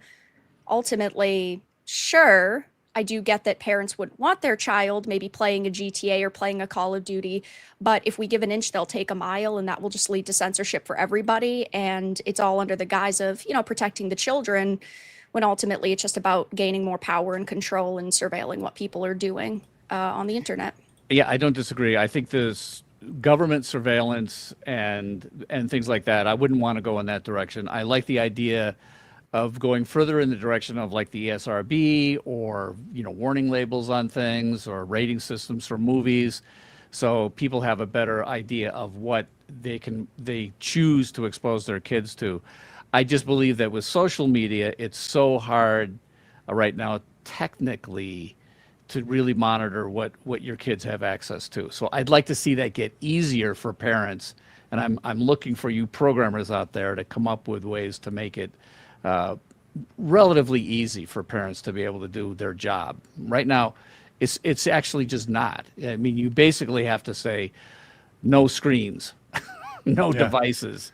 Well, you can block the downloads of certain applications from technological I'm not saying devices. You can, but it's a little. Those of us who know computers and technology, we can figure this stuff out. But it's not the easy path. You have to have. I just think we need to make it really easy. And perhaps make it slightly harder for people to choose to access certain things. So, I mean, obviously, we're going to get into the gray areas of the line between what you say is porn, what I say is porn, what you say is abuse to children, what I say is abuse to children. I get that. But, I mean, for sure, we, as a society, there are limits and there are fences that we will all accept. And I just think at this point it's a little bit too easy. But I think, Craig, what you're talking about too is just the access of social media, of especially, teenagers just constantly being online, judging each other and talking to each other and feeling like they're worthless. That's bad enough when you're actually in school and you're in junior high and you're getting picked on. But when you have, your phone with you constantly, and even Chat GPT is telling you horrible things about who you are. I mean, Right. It's not a good time right now. I think it's a little bit of a dangerous time. I don't have the solution. I don't think government should jump in on this. But I think as normal, rational humans, we can come up with some systems. Right. I think, look, I always talk about being a dad, right? Dad of a 13-year-old and 11-year-old, right? Both at very impressionable ages. And that's a tough age. Very, very tough. And when you talk about social media as a whole, some of their friends have it, some of their friends don't. Most of their friends don't. But imagine being 13 years old, you're going through puberty, you're trying to figure out what your life is going to be like. You're constantly comparing yourself to everything else, whether you're a boy or a girl. And then you go online and all you see is people's very specific one frame of their life designed to make them look spectacular, right? Nobody goes online except if you're like, blue-haired with a nose ring and complains about things all day long, right? People only post their positive. So you then compare your life to their life at this impressionable age, and ultimately you're going, well, my life sucks compared to that. Oh my God. And it does have, once again, all the data points to this rise in depression that wasn't there 10, 15, 20 years ago when it comes to specifically teenage girls. So, and just as a dad of a teenage girl, that's something that's I'm very mindful of. So, man, it's a really good discussion, and I'm glad we kind of have varying thoughts on this. This is good. We have this. Says Monty came in, says, in case you guys missed it, the OSA doesn't just go after illegal content; it goes after legal but harmful content. Those goalposts then can easily be moved to harmless but insensitive, and then sensitive but rude. Yes, that is the goalpost that nobody likes at all. And there's that gray area. Inu came and says, the UK's mistake is the fine. They have the powers to just block sites entirely through service providers. The fine makes things more tricky since it's pan-national. It's a money and control grab. Thank you, Inu. We have, man, you guys are busy on this right here. Ranger George says, Lucy Connolly was jailed for her politics. The UK government literally released violent criminals from prison with no electronic monitoring bracelets while jailing conservatives for, quote, hate speech. Thank you, Ranger. Be careful out there. Let's see, we got this from Rogue Banana. It says, did you hear about the 13-year-old teen in the UK arrested for buying McDonald's after 5 p.m.? Seems 1984 if true. I've not heard this at all. Thank you, Rogue Banana. And we will get to the rest of them, except for Casual Tie. He says, I work in the IT industry. All you have to do is enter your IP address into your browser, and the resources will be provided for your network. All it takes is a little education for parents to understand. Thank you, Casual Tie. Appreciate that. And Romer says, Vara, please join Marty in Congress. We need someone in our generation to help remove the boundaries and barriers. And that way we can connect with older generations and communicate on a larger scale. Vara, are you going to run for Congress? Probably not. No, I'm getting blocked by politicians left, right, and center. So, Vara, I will not block you. And think about this. This is why everyone should support my campaign. I'll be the first real game developer gamer that will be in Congress. Regardless of whether you agree with my politics or not, this is a pioneering, moment for politicians to actually have someone who understands games and AI and technology and music and stuff like that, which then paves the way for younger people who this is just a natural part of their being, and maybe they can get into politics later. I waited to the end of my career to open up the political box here. So, but think about this. If I do get into Congress, you can text me and you can say things to me on my account, and I will come on side scrollers. How many congressmen have you had on side scrollers? Well, we have one. No, I'm just kidding. You would be no other congressman wants to touch our show, and that's excellent. Oops, I probably just destroyed my career, so that's okay. Listen, many people have destroyed their career by coming on our show, which is is just wonderful. All right, let's actually talk about this. We know you're running for Congress, which is wonderful. You have your website up, martyforcongress.vote. You can go, and if you guys want to go and support over there, you absolutely can. You had a really interesting video that kind of popped off yesterday, talking about the golden egg video here. Without watching the 2 minutes and 40 seconds of it, why don't you just kind of give everybody a rundown of what exactly you were talking about here? Well, there I am, just like that. Yes. Yeah, it's actually the "Be Nice to the Goose" slogan I came up with many years ago in the game industry, and it really had to do with the goose that lays the golden egg. The moral of the story is, don't kill the goose that lays the golden egg. And I'm like, that's such an obvious, on the nose moral of the story. I think what's more important is what we can learn from this is, number one, recognize the difference between the goose and the golden egg. And don't be nice to the golden egg. You won't get more golden eggs, which is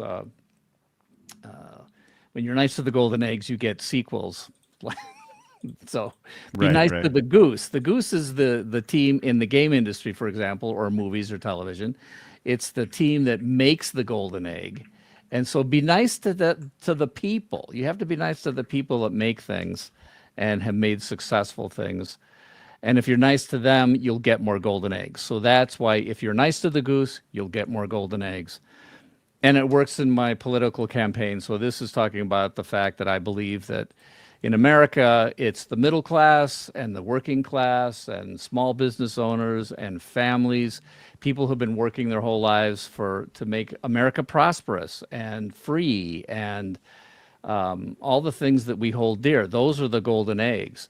And what we have for years and years, for decades, I think our government has gotten more and more mean and restrictive and bureaucratic, and it hurts the goose, and the goose will not lay more golden eggs. So let's be nice to the people, the ordinary men, the ordinary women. The normal men out there, that's right. Normal, yes, that's the right. normals.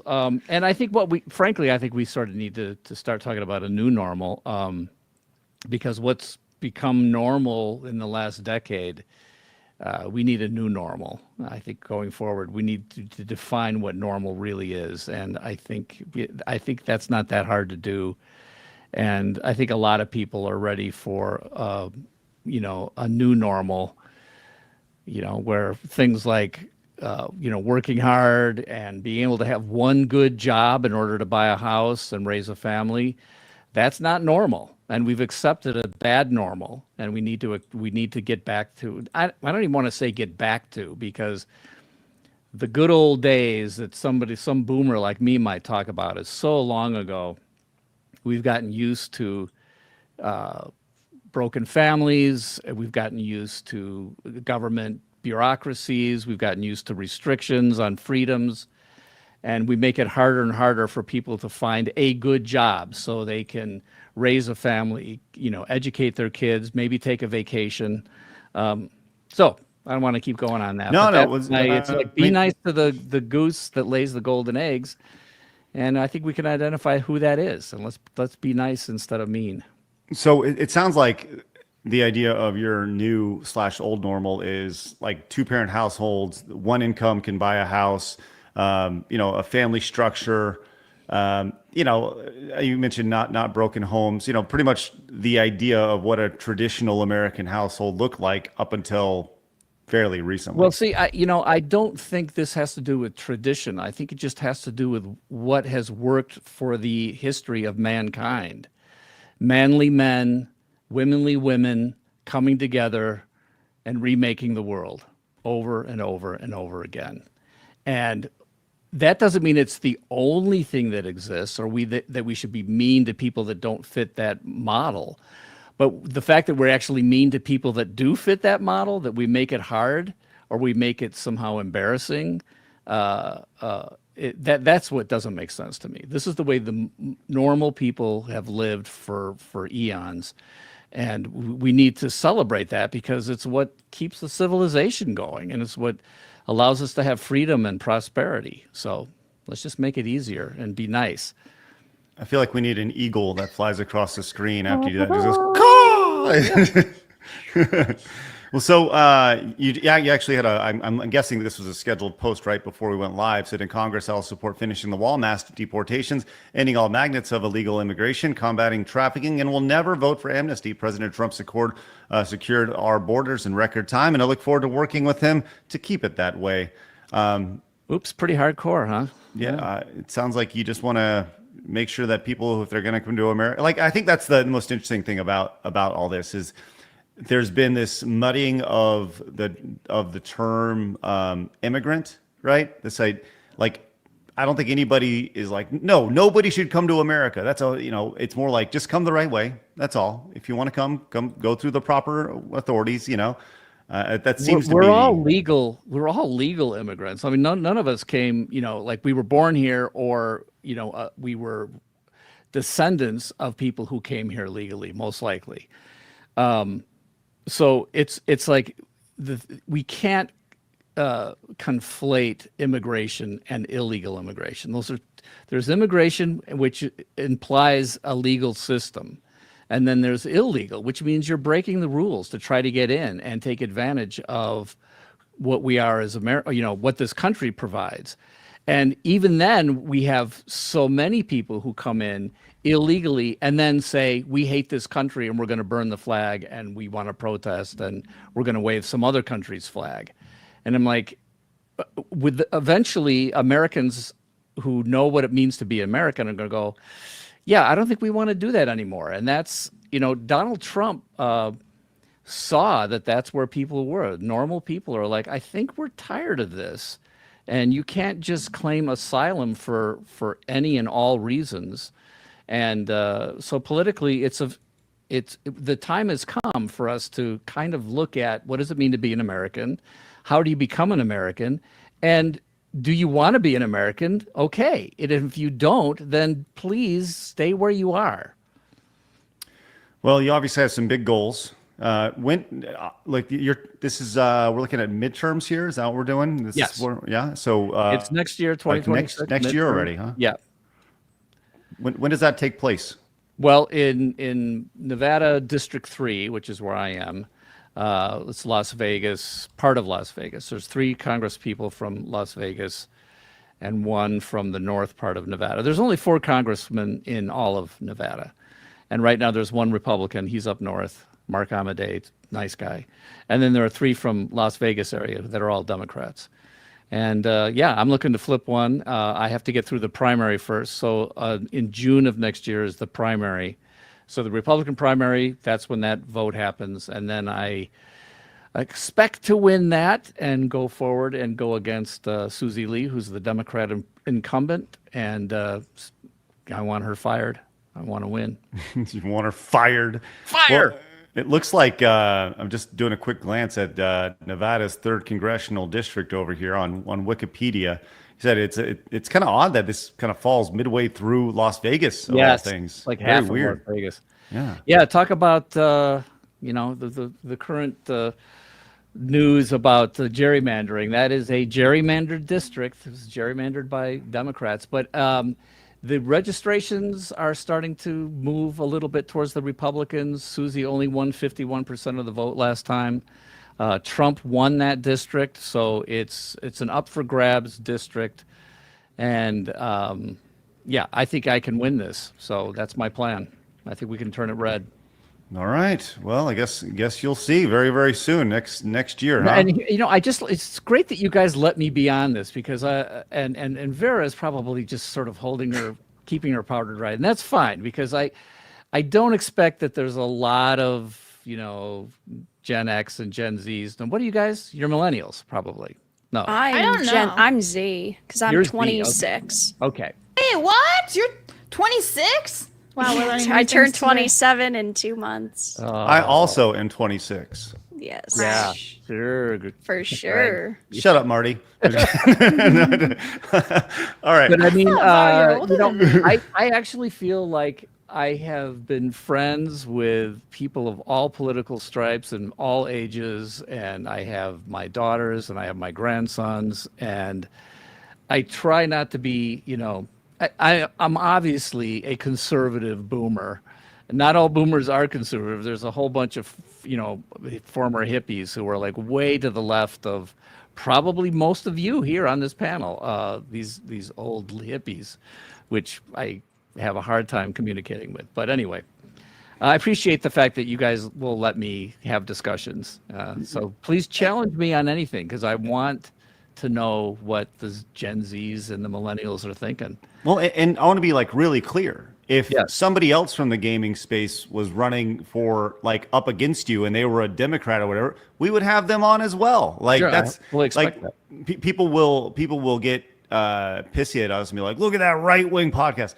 No, we will have whoever on whenever to talk about their ideas, and that's kind of the idea of this show. It's always been the show, but the difference is that they never want to come on because they don't want to be challenged with their ideas. I mean, technically AOC says that she's a gamer, so what are we getting her on, Craig? Yeah. Hey, AOC has an open invite to come on Side Scrollers at any Yeah, time. I've seen her playing games. I don't think she's a gamer. No, I think she's using her best way to hit that young But demo. you should still have her on. You should still have her on. 100%. You should. I would love to. Okay, let's do this. If I get into Congress, which is still a big if, but if I'm in Congress at some point down the road, have AOC and me on together, and we can fight it out. That'd be great. Love it. Love everything You can about it. Hey, ask for like a beer or something, because that's the only thing she can serve. Oh. hey, question, Marty. And just before we get into the Bungie Sure. stuff, what are your thoughts Bungie. on? Yeah. Is there something happening at Bungie? What are your thoughts on congressmen and women in stock trading? Oh yeah, that should be completely not allowed. Like once you get into Congress, you shouldn't be allowed. The wall should come down. If you have stocks, and I will have stocks. I mean, but I shouldn't be making stock trades while I'm in Congress, which is a good reason to not stay in Congress very long, which is also my plan. You shouldn't. I don't want this as a career. I think career politicians are horrible. You should not be going to college and saying, I want to be a politician and I want to be in Congress and the Senate, and then you die at 96 years old still as a senator. That's just anathema to me. So, but yeah, I don't think people in the government should be, especially elected officials, shouldn't be allowed to make trades. So. You know, it's funny you say that, because I know a lot of people who have made a lot of money following the Nancy Pelosi stock trader app on X. So pretty yeah, nuts. and technically, it's her husband making the trades, but no, you can't do that. And by the way, my opponent Susie Lee is another one who had a certain amount of money and a certain amount of stock when she became a congresswoman, and then magically is doing really, really well. I think Susie's portfolio is actually even better. If you followed her, I think you'd do even better than Pelosi, but it might be a toss-up. Wow. Okay. All right. Yeah, but these people, not only do they have insider knowledge of what sort of laws are coming up that could affect business, but they're actually actively trying to get certain laws pushed to change what's happening with business and stock prices.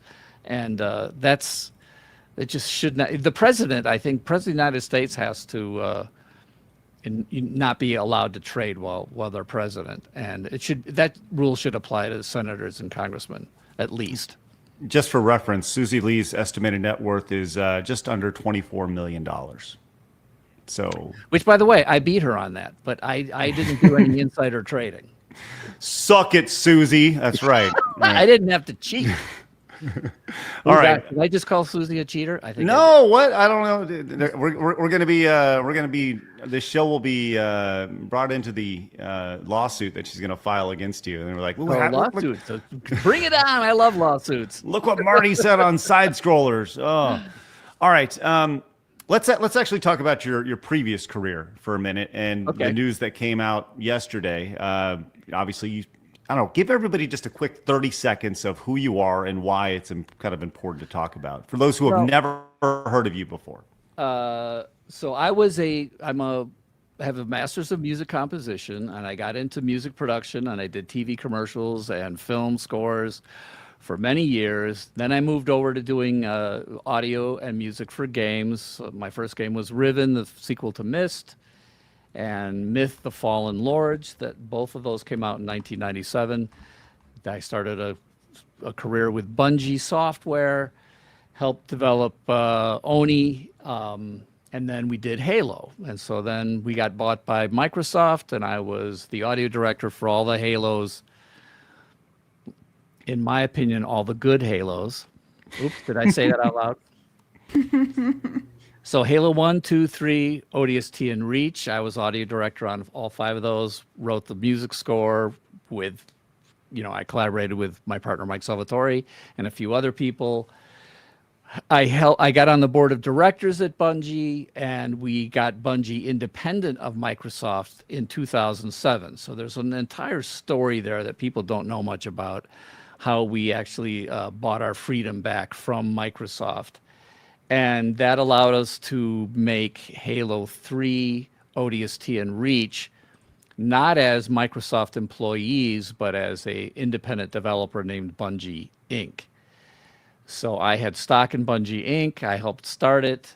Then we fulfilled our publishing obligation, our development obligation, which was a publishing contract with Microsoft in 2010, finishing Reach, and went off and did Destiny. Worked on Destiny for many years. Got fired in 2014, which is a whole other story. Ended up having a lawsuit with Bungie, basically based on the fairness of them trying to take my stock away.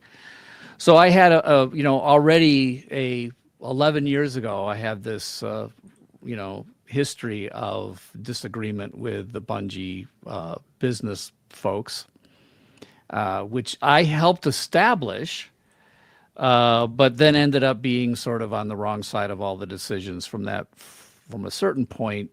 And this is one of the things Blabs, I think, noticed that I tweeted something that I'm writing a book, which I am. I'm writing a book that's going to go through a lot of the details and all this stuff. Of course, my perspective, what other perspective can I have?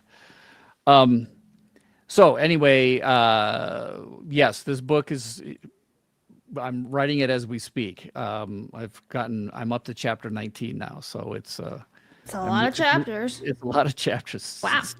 Do you have I'm an old guy. plan? Do you have a plan? How many chapters do you think they're going to be? I think there might be 21 or 22. Okay. Well, maybe there'll be another and it might chapter. change as we look at it. Yeah, there could be. Sure. There may be another chapter as this news came out courtesy of Bungie.net of the passing of the torch here. The quick heads up on this is Pete Parsons is out as the head dude over at Bungie here. Now, you had an interesting response to this over on X. By the way, Pete, it's just business. So, fairly cryptic here. I came up with that yesterday. It's just amazing that it got this many. I'll allow you to kind of go into detail on that tweet. The detail is for those few people who maybe heard me speak about different things over the years. I'm not a big fan of Pete Parsons as CEO, and I've said things in the past like the mistake that I made was helping to get Bungie out of Microsoft, but I didn't get Microsoft out of Bungie. And Pete Parsons is one of those people who is a career Microsoft guy, and he was career Microsoft business guy, and we sort of brought him along. And I think in hindsight, I think that some of the stuff that Pete brought with him was in the long run a mistake for Bungie. So there was a point way back when Pete first became studio manager. This is when we were wholly owned by Microsoft. This is like in 2002, 2003, probably 2003-ish, where there was a separate company. What the guy's names? You know who I'm talking about. In Texas, big Texas company, Gearbox. Oh, yes. Okay. They were assigned to do the Halo 1 port for PC. And we were working on Halo 2 at the time. Pete was new as the Microsoft executive studio manager of Bungie. He came to me and said, Microsoft has decided not to do a PC port. And this is like a year after, or 2 years or so after, we had Ed Fries and Alex Seropian come out on stage at Macworld saying, don't worry, everybody, Halo will be ported to the PC and the Mac. We promise that will happen. Because at the time, there were a lot of Mac fans that were really upset that Halo was going to be Xbox only. And so we wanted everybody to know, like, no, this will be on the PC. We promise it'll be on the PC. So when Pete came and told me that, I was like, that's completely unacceptable. I can't be part of a company that lies to its fans. And he goes, Marty, it's just business. So that's burned into my head. And I still worked with Pete and was friends with Pete, and we did a lot of stuff together for many years after that. But I still remember that he could actually have those words come out of his mouth. It's just business. And I put my foot down and said, I can't be part of that. And eventually, I don't know what all the negotiations were, but eventually, of course, Halo did come out for the PC and the Mac, and, you know, it was all sweetness and light and happiness. But what I saw, there was a 3-year period where Pete was not at Bungie when we were getting ourselves out of Bungie. And very few people know this, even though we've talked about it. Pete was, while we were trying to get out of Microsoft, Pete was the executive in charge of Bungie. But we were all still Bungie, we were all still Microsoft employees. And while we were negotiating our way to get out of Microsoft and getting very little traction on that, Pete told Microsoft that he was going to resign unless they truly upped their negotiations with us.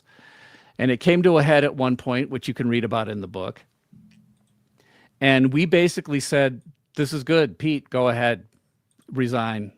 We're going to go independent. We're going to allow you to go away. And this is, you know, we didn't fire Pete. We allowed Pete Parsons to quit Microsoft, fall on his sword to show Microsoft how serious we were. And this is in 2006. Mm-hmm. So this is more than a year before Halo 3 was shipped. So we're making a very serious, play to say we are going to go independent, and we're even going to let your boy Pete Parsons, excuse me, resign. And so he did. And then we became independent without Pete Parsons. So the company that made Halo 3 and Halo 3 ODST was a company without Pete Parsons. So you look at the credits on that, Pete's nowhere to be seen. I think we might have done a special thanks or something. But Pete also didn't work on Halo 1. He was the marketing director of Xbox Studios during Halo 1 period. So he came on a year after we shipped Halo 1, was studio manager for Halo 2, and then resigned, and then came back about halfway through Halo Reach development. And he came back as marketing director for Bungie. So the new independent Bungie rehired Pete as marketing director. He'd been gone for 3 years. And then he eventually became COO. So he was COO when I was fired. And then in 2016, I think he became CEO after Harold Ryan left. So it's just, I would say that, you know, I would disagree with many decisions that I think under the Pete Parsons regime were made, and they reflect, I think, the way Pete Parsons runs things and his pedigree as a Microsoft business guy. So if you read some of the reasons why people were laid off a few years ago at Bungie and then laid off again, and some of the other things that have happened, I would say Pete has not been, you know, a great leader of Bungie Studios. Now, people can argue with that because he was able to negotiate Sony purchasing Bungie for $3.7 billion, which is quite a feat. And frankly, they fired me and took my stock, but I fought them and I got my stock. So when Sony bought Bungie, I'm really glad that I had my Bungie founders stock. Yeah. Yeah, that's outstanding for you. That's Well, so that worked out for me. So like on one hand, I should probably be thankful that, you know, Pete made some of the decisions he made, but I think looking at how Bungie has been run, the people who were the original creatives at Bungie that have left and got, in my opinion, pushed out over the years, many super creative, wonderful people I worked with for many years, were no longer there. And I think all you have to do is kind of look at where Bungie is right now and take a hard look at where Bungie is and what sort of products they're making and how they're being responded to by the fans. And it's not a big surprise. We saw Sony come in and say, we're taking over, we're absorbing more of Bungie, we're taking over many things at Bungie. That was from a couple of weeks ago. And so it was just a matter of time, in my opinion, for the quote-unquote CEO of Bungie in a wholly owned subsidiary of Sony to basically not really have any a power. And so it was just a matter of time for him to step down. So we saw that note, the passing of the torch note over on the Bungie website. Do you think that was him stepping down, or was this more of a being forced out type of thing? You know, I've been at the top levels of many big companies, and nobody ever gets fired. Nobody, except me. And I got fired because I was just too stubborn to take the deal. Everybody is given the option. Anybody who's in a position of leadership or, you know, has founder stock or anything like that, they're all given a, you know, here's your options. Here's how you get out cleanly. Here's how we're going to make it nice for everybody in the public to see. You know, you spend more time with your family, moving on to new things. I've done everything I wanted to do. All this corporate speak. I'm sure all of you can read through this and say, I've heard this before. Well, trust me, on the inside, you're being fired. You're gonna go. They have made the decision that you're no longer welcome in this position you're in. And most people take the deal, whatever the deal is, or they negotiate for a better deal and they take that. Except for a stubborn weirdo like me who says, nope, you're going to have to fire me. That's it. And I'm publicly ready to be fired. Well, so I can't say that Pete was fired, but because I don't know. But my opinion is I'm sure there was some pressure there. Sure. Marty, I'm sorry, Vara, do you have anything for Marty? Any questions, thoughts? I don't think so, no. So, Marty, this just kind of comes back to the tweet you had yesterday of, you know, by the way, Pete, it is just business. But when you look at kind of where Halo is as a franchise, you mentioned Pete came in, he took over in 2015, and you look at the games that were released since then, like Halo is a damaged brand at this point. It is not what it was before. You can see the original release dates, but since 2015, Guardians was not received very well. Wars 2 and Infinite, like even Infinite wasn't received very well. I don't like. It's certainly not the quote unquote golden age of Halo right now. Yeah, and you're making sort of the classic mistake. Bungie is not responsible for any Halo game after Halo Reach. So it's only Destiny is Bungie, and all the Destiny and everything in Marathon and all that stuff. That's Bungie. Microsoft, 343 Guilty Industries. Wait. You're right. I'm a dummy. No, you're not a dummy. And now they're called Halo Studios. And now they're called Halo Studios. Yeah. So there's a whole other part of my book that will deal with the sort of Microsoft side of things. This is why I say it was a mistake not to get Microsoft out of Bungie. Because Microsoft is also not, in my opinion, good at understanding how to make entertainment. And I think my experience is I don't think the Halo series post Halo Reach has lived up to what it could be.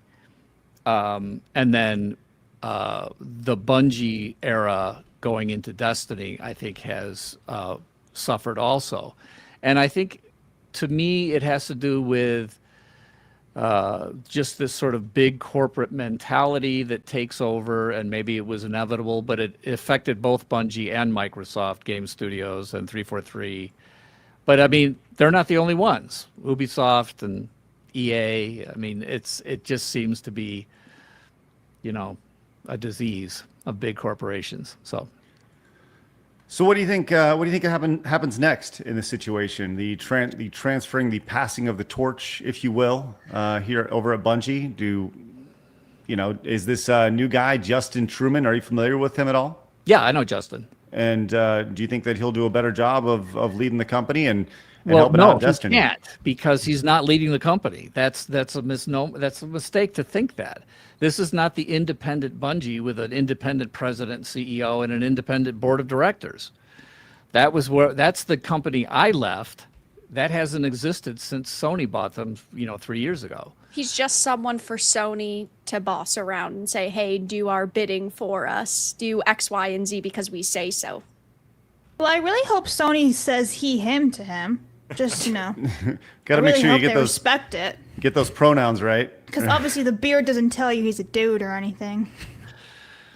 My pronoun is maestro and maestros. Oh, right. Good. Excellent. Well, obviously a lot going on there. Is there anything else you want to add to that? Just everything that's going on here. I know so many folks at Bungie. I've known so many folks who are no longer at Bungie. I mean, there was, like you said, I've talked about having this golden age. I have a podcast where I end up unearthing guys that used to work with me, from Alex Seropian to Lee Wilson, Jamie Griesmer. We've had a great time talking about the good old days. Lieb, for example, said, Marty, you keep talking about Camelot, because I remember there was a lot of, shifting of seats at the round table and fighting for seats at the round table. So it's like, yeah, I'm sure my memory is of what I would call that, Camelot golden age period is, maybe not 100% accurate, but I think for game development, thank you very much. Yeah, there it is. And there's Ross Scott. My latest one was with Ross, and we talked about Stop Killing Games, which is, pretty cool. But anyway, just talking about what it was like to make games from 1996 through 20. I had my own company, Highwire Games, and sort of went into retirement about 2020, 2021. But there was a real golden age in the 2000s, from 2000 to 2010. That decade was an amazing era of game development across the board. So many different games, so many different companies, and it just feels like big corporations and big publishers saw the money, saw the possibilities of the money, and started making decisions on how games are being developed, starting in the teens, that have not been good for the game industry. And I think we're going through a shift. I think we're going to shift back to something better. I have hope for the future that things are going to get better. So that is the goal, but I mean, so much money is being put into so many games. The giant budgets, we're talking hundreds of millions of dollars at this point, going into these games. I go back to the 90s and the early 2000s. I can't even, if you would have said, hey, in a few years, in a decade or so, there's going to be $100 million video games. I'd be like, shut your face. It doesn't even compute to me. But here we are. Well, when we negotiated with Activision back in 2011, 2010, I believe, it was after Reach, we started negotiating with Activision and Sony and Microsoft. We were negotiating for Destiny. It was a $500 million deal that we got with Activision. And that was unheard of at the time. People couldn't believe it, but that's what it was. But it was, that was sort of the global goal for a 10-year Destiny development. So the Destiny 1 was not a $500 million game, but I mean, when you get to that level, you start talking those numbers. It's insane. It really is, and they're inconceivable for most developers. We just don't know what it means to have games with those kind of budgets, and I don't think, on the whole, games have gotten better because of that much money and the size of those teams. I don't know how you guys feel about it, but as a gamer, that's the way I feel. So, no, absolutely not. Vera, have games gotten better since they've been throwing money at them? I like don't this? think I've ever played a game where I've said I think its budget matches the quality. Very rarely, because even games now, right, like Claire Obscure, we don't know exactly what that budget was, but we've estimated it's like $20 to $25 million. That's better than 98% of the products that the AAA industry is putting out on, a fraction of the budget. I mean, we see something like, Grand Theft Auto 6 being rumored to have $1 billion being put into it with the development time and then also marketing, which is absolutely insane. But will that even hit the quality level that we probably expect? Probably not. Well, yeah, what a mess. I think you can't just throw money at things and it'll grow, which... But you can't throw money at things and expect it to replace creativity. There you go, Blabs. Or Blabs. There you go, Vera. Yeah, love that. Great job, Blabs. Great job. Yeah. Bringing a lot, Blabs. Bringing a lot. All right. And that's why when on the game side, when I say be nice to the goose, and I, preamble to that is like pay attention to the eggs the goose lays. Regular old white eggs, great. Don't be mean to the goose, but you don't care that much about more white eggs. But when you see a golden egg, when this weird team out of nowhere, like, for example, Claire Obscure, like don't make the sequel to Claire Obscure by firing half of the creatives on that team. Like that's the big mistake these business guys make in their boardrooms and their suits, is they somehow think that talent is fungible. Like, oh, well, okay, well, we're going to just need another composer. We'll need a different designer. We'll need a thing, but we'll just fill those slots with new people and, slap on Claire Obscure 2 and it'll be the same thing. It's like, no, it won't. And that's, if the team that makes Expedition 33 says, we want to make something completely different than we made, let them do that, because it's the team and their creativity that we like. Now, they still might fail, but like, geez, don't force them to make a sequel they don't want to make. Now, I'm telling you, we did want to make Halo 2. I mean, and we did want to make Halo 3. And I think as sequels goes, those stand up pretty well. But there's a lot of times when if you look at the team behind these games and projects, and you see that some of the key people have left or they're forced out, then that's the creativity has changed, and you're going to get a different product. So, well, that is what was really amazing about Claire Obscure, is because a lot of the developers were ex-Ubisoft. They said that they weren't able to create what they wanted at Ubisoft, and their projects weren't getting greenlit. So they said, okay, bye. And then they made what I personally believe at this point in time is one of the top games of the decade. Yeah, totally agree. And you hit it on the head right there. It's like they weren't allowed to be the creatives they wanted to be, so they had to go out. And by the way, that was exactly what we said in 2006 after we shipped Halo 2. We were like, well, there's a whole story behind that, but like, we were like, look, you guys at Microsoft don't understand that as creatives, we want to make the next cool thing that we think is really cool to make, and you're not behind us on this. So give us the freedom to do it, or we're just going to go pirate. We had this plan called the Pirate Plan, where a bunch of us were just going to go off and start a new company and make what we wanted to make. So yeah, I more power to the ex-Ubisoft people who made Claire Obscure. I think that's okay. Great.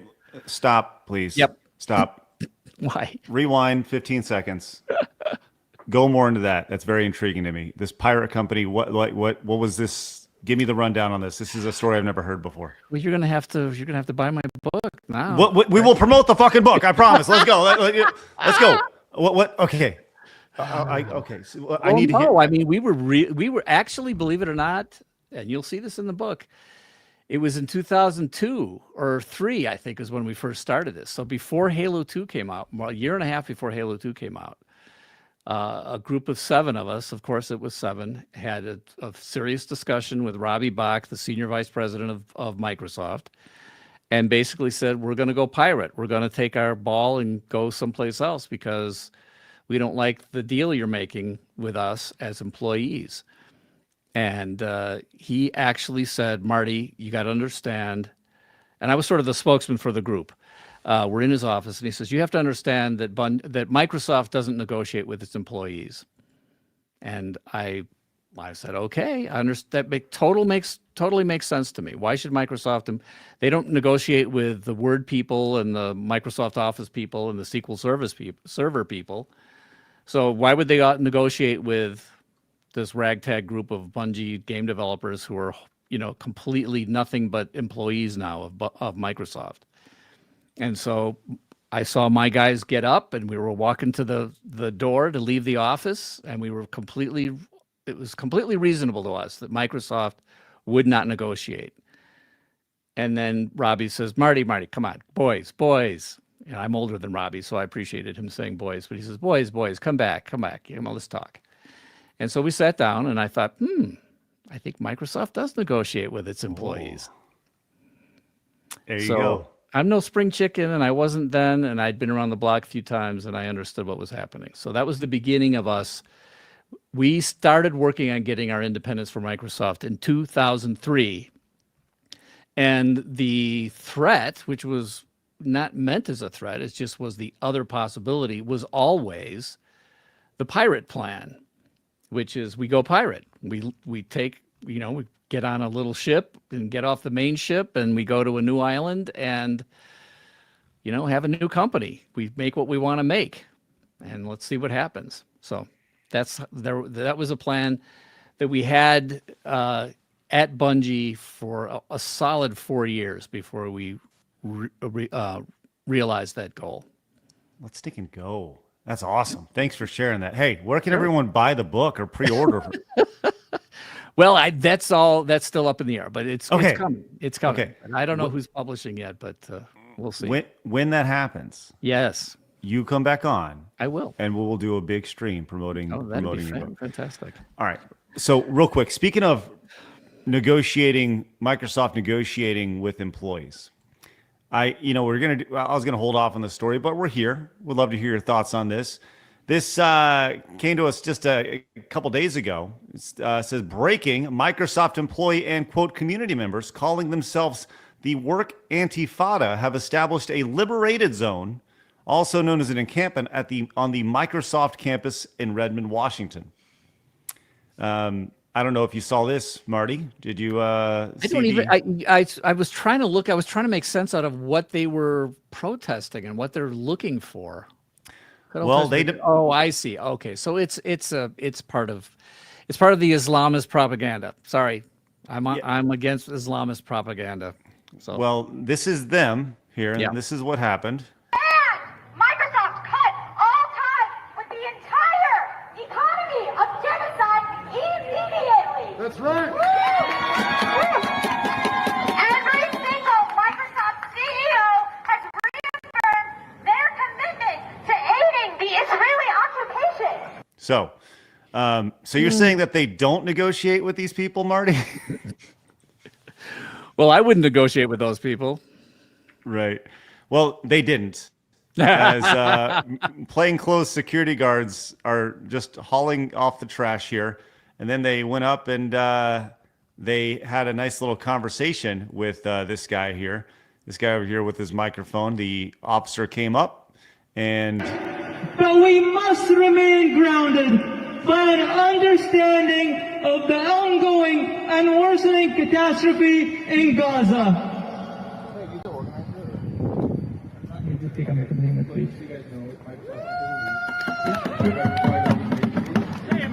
So long and short, they get carted off and they are told to leave as they were, to avoid arrest. The Microsoft Liberated Zone marches off campus as now they are no longer welcome on the Microsoft campus because it is private property after all. So, well, that's interesting. That wasn't a security guard. That was Redmond Police that came up to that guy. So Microsoft must have called the Redmond Police, or the security there called Redmond Police. And I would posit that probably most of the people we see walking off there are not Microsoft employees. So I would say, maybe half are. I don't know, but I bet you there's a bunch of ringers in there. I thought they didn't like masks anymore. to hide identities. I thought that was the idea, was they didn't like masks. But they're saying that they call all out to Microsoft Redmond campus. Here we are, ready to go. So it reminds me a lot of GDC 2024, where a bunch of the game developers had gotten together and they were like screaming in this public park, and they were trying to protest against like the layoffs and low pay and the pay gap, as they call it. It's very reminiscent of GDC 2024. Everyone complaining that they're not getting their way, and all of these activists, of course, are going to try to tear down entire companies and industries unless their demands are met. This is, without a doubt, one of my favorite things I've ever seen in the video game industry. Marty, did you see this last year in GDC 2024? No, I missed it. I haven't been to GDC in a while. I went to 20 GDCs in a row, I think, and then I stopped. So, well, they were screaming against Gamergate, the patriarchy, and the industry, and this is what happened in 2024.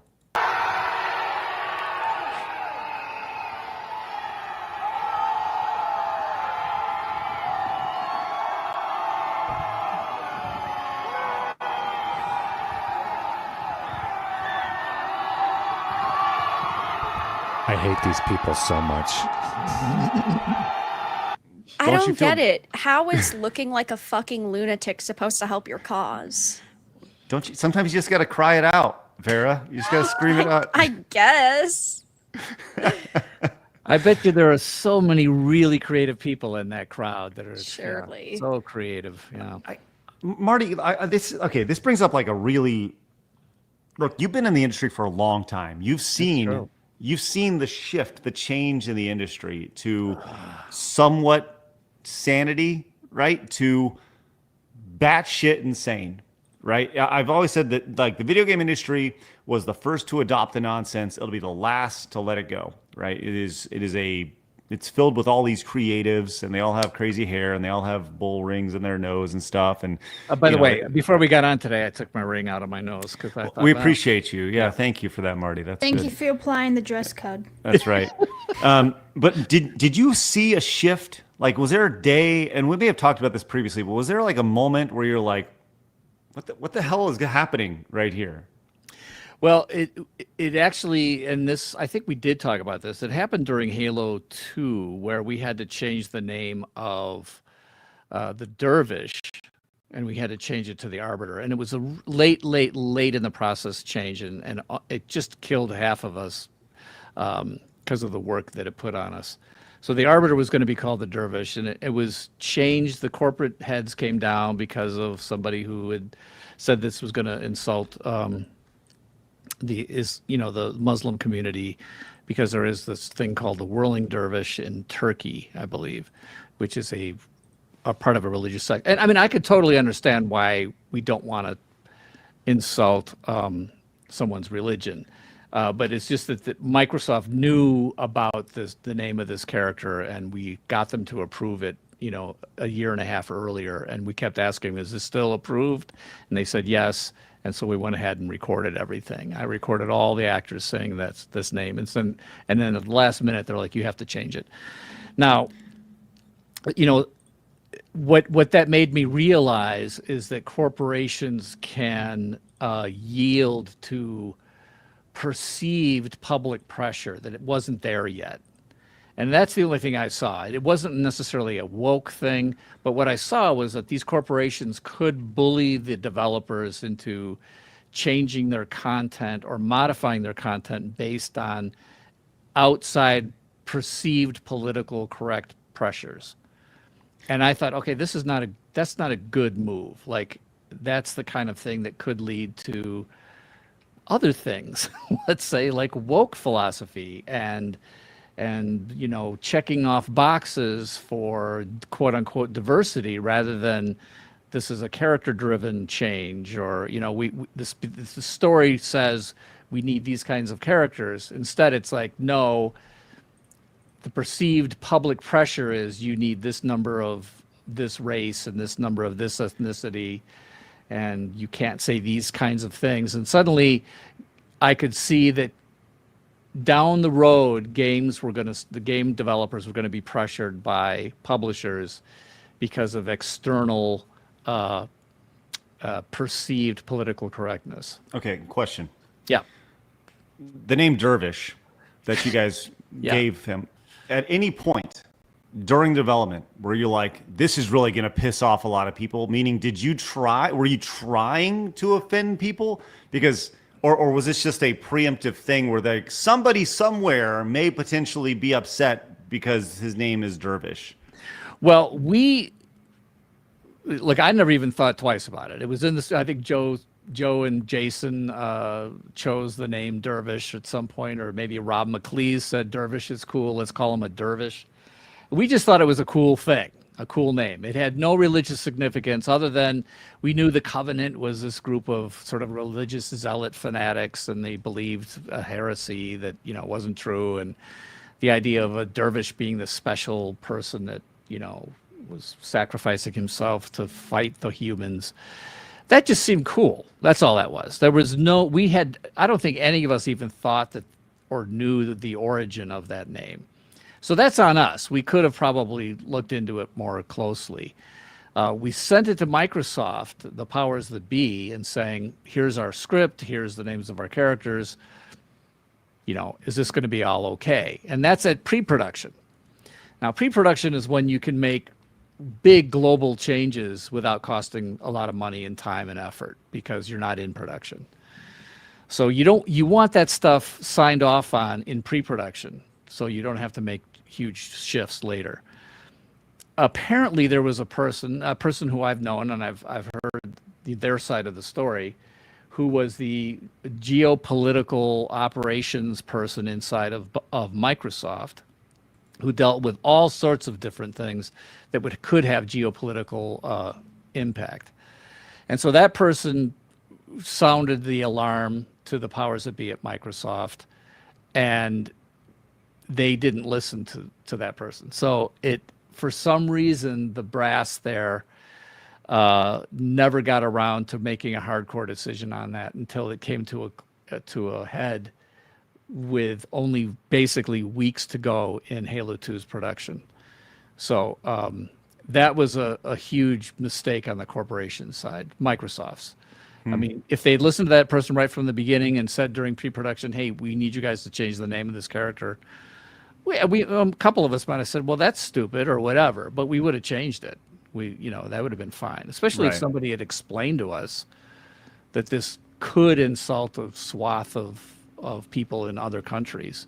You don't want to, it's like the Chevy Nova, which means no go in Spanish. So it's a car that means no go in Spanish, apparently. So it's one of those things where, this is why you have geopolitical people. Bungie, starts as a small little company in Chicago. We're making games that we like to play. Turns out a lot of people like to play them. Ship Halo 1 with sort of that same can-do attitude. Nobody was really expecting much from us. So we understood that by the time we're making Halo 2, the expectations had grown. We had a geopolitical market. And so it might have been difficult for us to accept it, but we would have, especially at an earlier stage. Right. But what it also showed to me was that this is just the beginning. There's going to be way more close policing of, decisions that used to just seem like internal creative decisions, and those are going to be looked at with a magnifying lens. And I think that's eventually I think that led to Gamergate. It took another few years before Gamergate happened, but I think that's why that Gamergate happened. And now I think it's the same thing. I think Gamergate 2. Are we calling it Gamergate 2? I think it. I think that's pretty accurate. I don't know. Vara, you think that's right? Gamergate 2. Yeah. Yeah, the Reckoning or Electric Boogaloo or whatever, right? Electric Boogaloo. It's the same thing, but Sure. well, I'll tell you what, it's fascinating stuff. Love it, and you're probably right. You know, just the slow slide down the political correctness scale is sad. We a lot of people have a lot of questions for you, Marty and Vara. So let me go ahead and fire some of these off real quick because we're running up on time. Jared says, "What's up, everybody? This is going to be a two-part rant. This one is for Marty. I've been listening to your podcast quite a bit recently, and I've been enjoying it. What was it like interviewing Ross Scott?" It was a blast. I've been a big fan of watching what Ross's movement is doing, the Stop Killing Games movement. I think somebody even pointed out, it's like, you know, here's this sort of most likely relatively politically liberal guy that lives in Poland talking to this, you know, old stodgy Republican guy. But we agree on something, which is stop killing games. So we had a great talk. We never got into an argument really about anything politically because we agreed on so much stuff. Now, I think it's going to be interesting exactly how you implement a system to stop killing games. I think that's debatable, and there's a great discussion there. But I think what he and his fans and the industry in general, or the fans, I think in general, have uncovered is a real problem. These games being killed that you've bought and paid for and you supposedly own, and suddenly the developer or publisher just says, nope, we're pulling the plug. That's the way it is. And oh, by the way, if you read the fine print, we can force you to destroy your discs or whatever. Yeah, that was I mean, silly. it's insane. The stuff. I mean, I just think he's great, and he's very singular focused, and I completely agree with his focus. I think it's wonderful. So we had him on as well, and and people were talking to him like, you went on side scrollers? Oh my gosh, they're horrible. And like I saw people saying the same thing in his comments about you. He was like, oh, Marty O'Donnell. You know, it's just the internet. Yeah. Katie Astronaut says, hey, matey. I'm sure he meant to say Marty, although I guess we can all be pirates today. I was wondering if you heard the music on Expedition 33 or if you know about the composer Lorien Testard. I don't know enough about him. I think the music is tremendous. I've seen some of the behind the scenes stuff. Oh, I got a leaf blower outside. Sorry. That's about okay. You're good. Yeah, I would love to get to know him and have him on the show. So that's my goal. Risk Videos says, let's call a spade a spade. Those are immigrants and our invaders. Montez, thank you, Risk Videos. Mercenary says, be careful of rhinos, Marty. They may threaten to sue you if you don't drop out of the race. A man by the name of Martin in Colorado was threatened by Mitch McConnell to drop out, or he will sue him. There we go. Dracus says, cool to hear Vara's a fellow October birthday. Let's go, Montez. Thank you. Silo Full Cool Ranch Dorito says, it would be awesome for Marty to bring up the lack of skilled trades in the current job market. With the baby boomers retiring, we're facing a lack of skilled trades in welding, plumbing, and mechanics.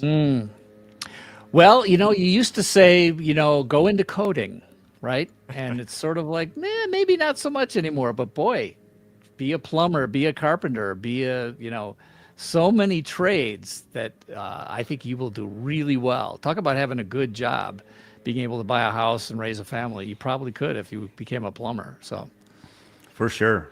I was actually watching a thing about AI today, and this, like, the godfather of AI. His recommendation for everybody was go in the trades. Mm-hmm. Like, you know, if you want to have a safe and secure life, go be in the trades. Well, believe it or not, I had a trade when I got out of music school with a degree, Bachelor of Music and Music Composition, which I knew was a bit of a risk. Right. So I became a painter, and I painted houses, and I was a painting contractor, had my own little painting business. And I'm like, when people have asked me for advice, I'd say, learn a trade. I've said that for many, many years. Learn a trade, because if you're going into a creative / entertainment side of business, that could fall apart at any moment. So, but you can always, if you have a trade, you can fall back on it. Hey, everybody. Yes. Hey, Monte says, Vara's correct. Fundamental rights do not end where tech illiteracy begins. Thanks, Monty. Mercenary says, If you should win, Marty, and I pray that you do, come on, be careful of the people at the top and anything they try to do, because you're literally dealing with Luciferians in Congress. Anything goes.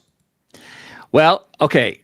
Thank you for that. And I'm very aware of that. And I basically don't trust anybody. One of the things when they asked me to run, that one of the guys said was, Marty, you have to understand how hard it is to find good people to run for office. And I'm like, well, yeah, of course. Why would I want to run for office? And then I realized if people with integrity who are just, basically normal, good people find running for office anathema, then the only people who run for office are bad people who want this as a career, and they're greedy and they're horrible. So we get what we vote for. We get what we're willing to do. So that's why I'm doing it. Cold Acid says, and I'm not saying everybody's bad, but a lot of them. I like your Stone Cold Steve Austin, don't trust anybody attitude. I love it. When you go, let's just say you go to Congress for the first time, will you just give a random intern a stunner for us and drink a bunch of beers and walk out giving everybody the finger like Stone Cold Steve Austin? Wouldn't that be great? Yeah, that would be great. You talk about going viral, man. That'd be awesome.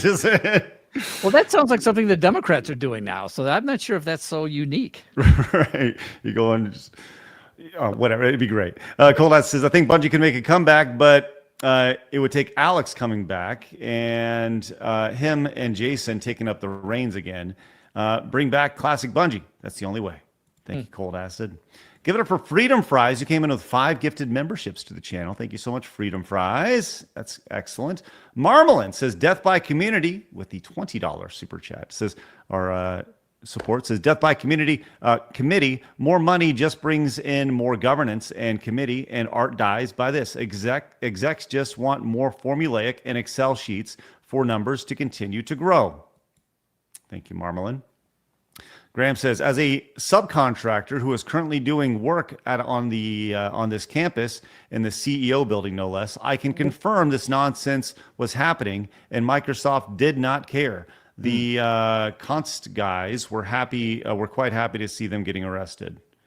Thank you, Graham. Thanks for the update up there. The Tower Commander says, I got nothing to add. I just want to say hi. I do have a new video on Stop Killing Games Initiative and Pirating Software being stupid tomorrow on my channel, guys. But hello, long time no see. Hello, Tower Commander. Thanks so much, and thanks for promoting your video. Taker says, Marty, Bungie is not the same company it used to be. Gamers, literally every Western game developer today. Yes. Thank you, Taker. All right, let's see if we got any quick direct donations real fast directly for you. Silence You Idiot says, hey, Marty, just finished your talk with Ross Scott. In other news, did you guys see the new reports that Hulk Hogan's death is being investigated because of a surgical compromise? They're delaying his cremation for a full autopsy. Marty, you got any thoughts on Hulk Hogan? No. He was great. That's all. I'd be sad to know something happened to him. Yeah. It would be crazy. Yeah. All right, let's get to the rest of these in a second. But first, let's give Marty an opportunity to bounce. We've gone over a couple hours at this point. So, Marty, Marty, please tell everybody where they can find you. Obviously, we can talk about your podcast and all your website and everything. Well, it's the Marty O'Donnell Show podcast on YouTube, and I think you can also on wherever you get your podcast. So we needed another podcast, right, in the world somehow? Yeah, for sure. Yes. Absolutely. So I've been having a lot of fun with that. And then Marty for Congress, just type in martyforcongress.vote or .com. They both work. And you can find out more about my political positions, and you can contribute to me there. And then Marty the Elder is my Twitter account. There you go. You can have it. And by the way, I will respond to people who text me or tweet at me or whatever. If they're not using a lot of profanity, I will respond. So that's a plus. That's excellent. Yeah. Just don't curse at Marty. That's all. Yeah, try not to curse at me. It's just, come on, be nice to the Marty for, that'd be nice. All right, Marty, thanks so much for joining us.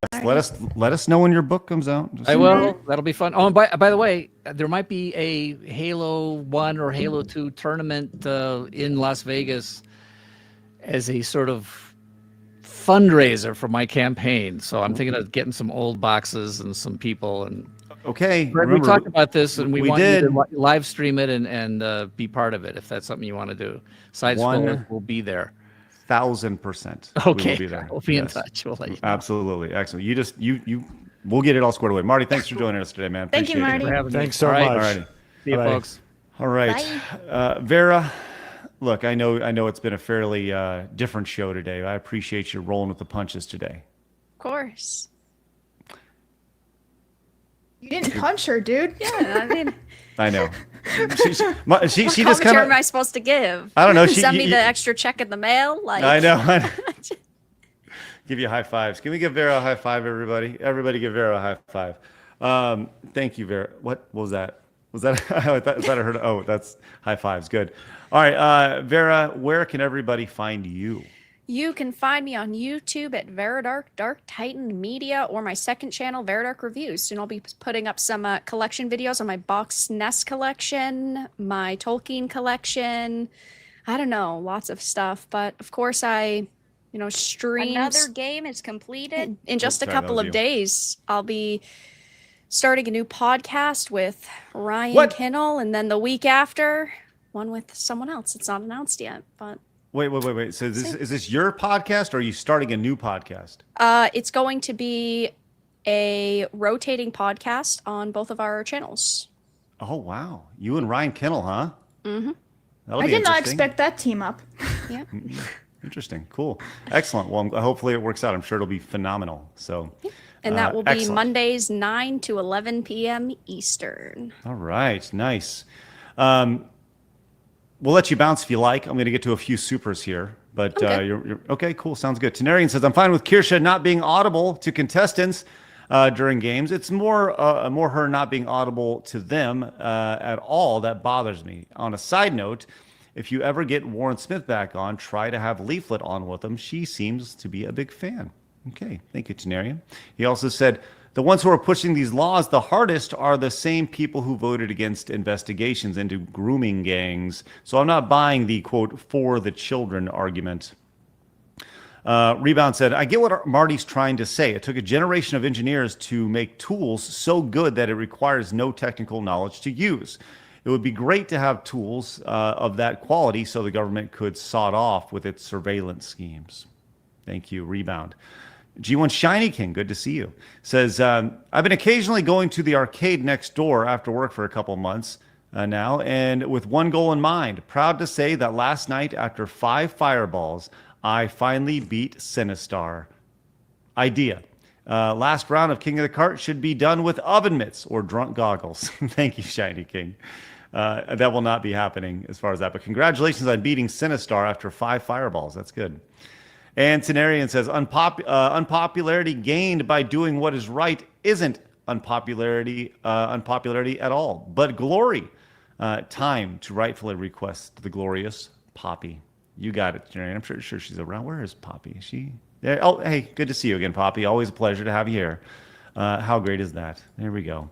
And the Tower Commander says, tell Marty, by the way, he might want to open his DMs on the Musk platform. Maybe just tweet at him. I think that's probably the best way to go. He'll respond to you publicly, which is good.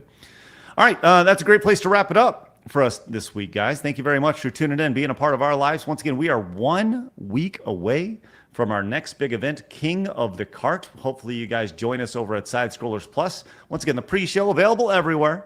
The undercard available to everybody so you guys can watch, but King of the Cart available exclusively over on Side Scrollers Plus is going to be a banger for sure. Our final guest will be announced on Monday. Looking forward to that. Very stoked lineup that we have coming up. With that said, guys, get outside, touch some grass this weekend. Appreciate you guys being a part of our lives, for allowing us to be a part of yours. With that said, remember, people are going to try to keep you down. Don't let them. You guys got a goal. Go get it. Have a great day, guys. See you later. See you on Monday. Bye-bye. Fatality.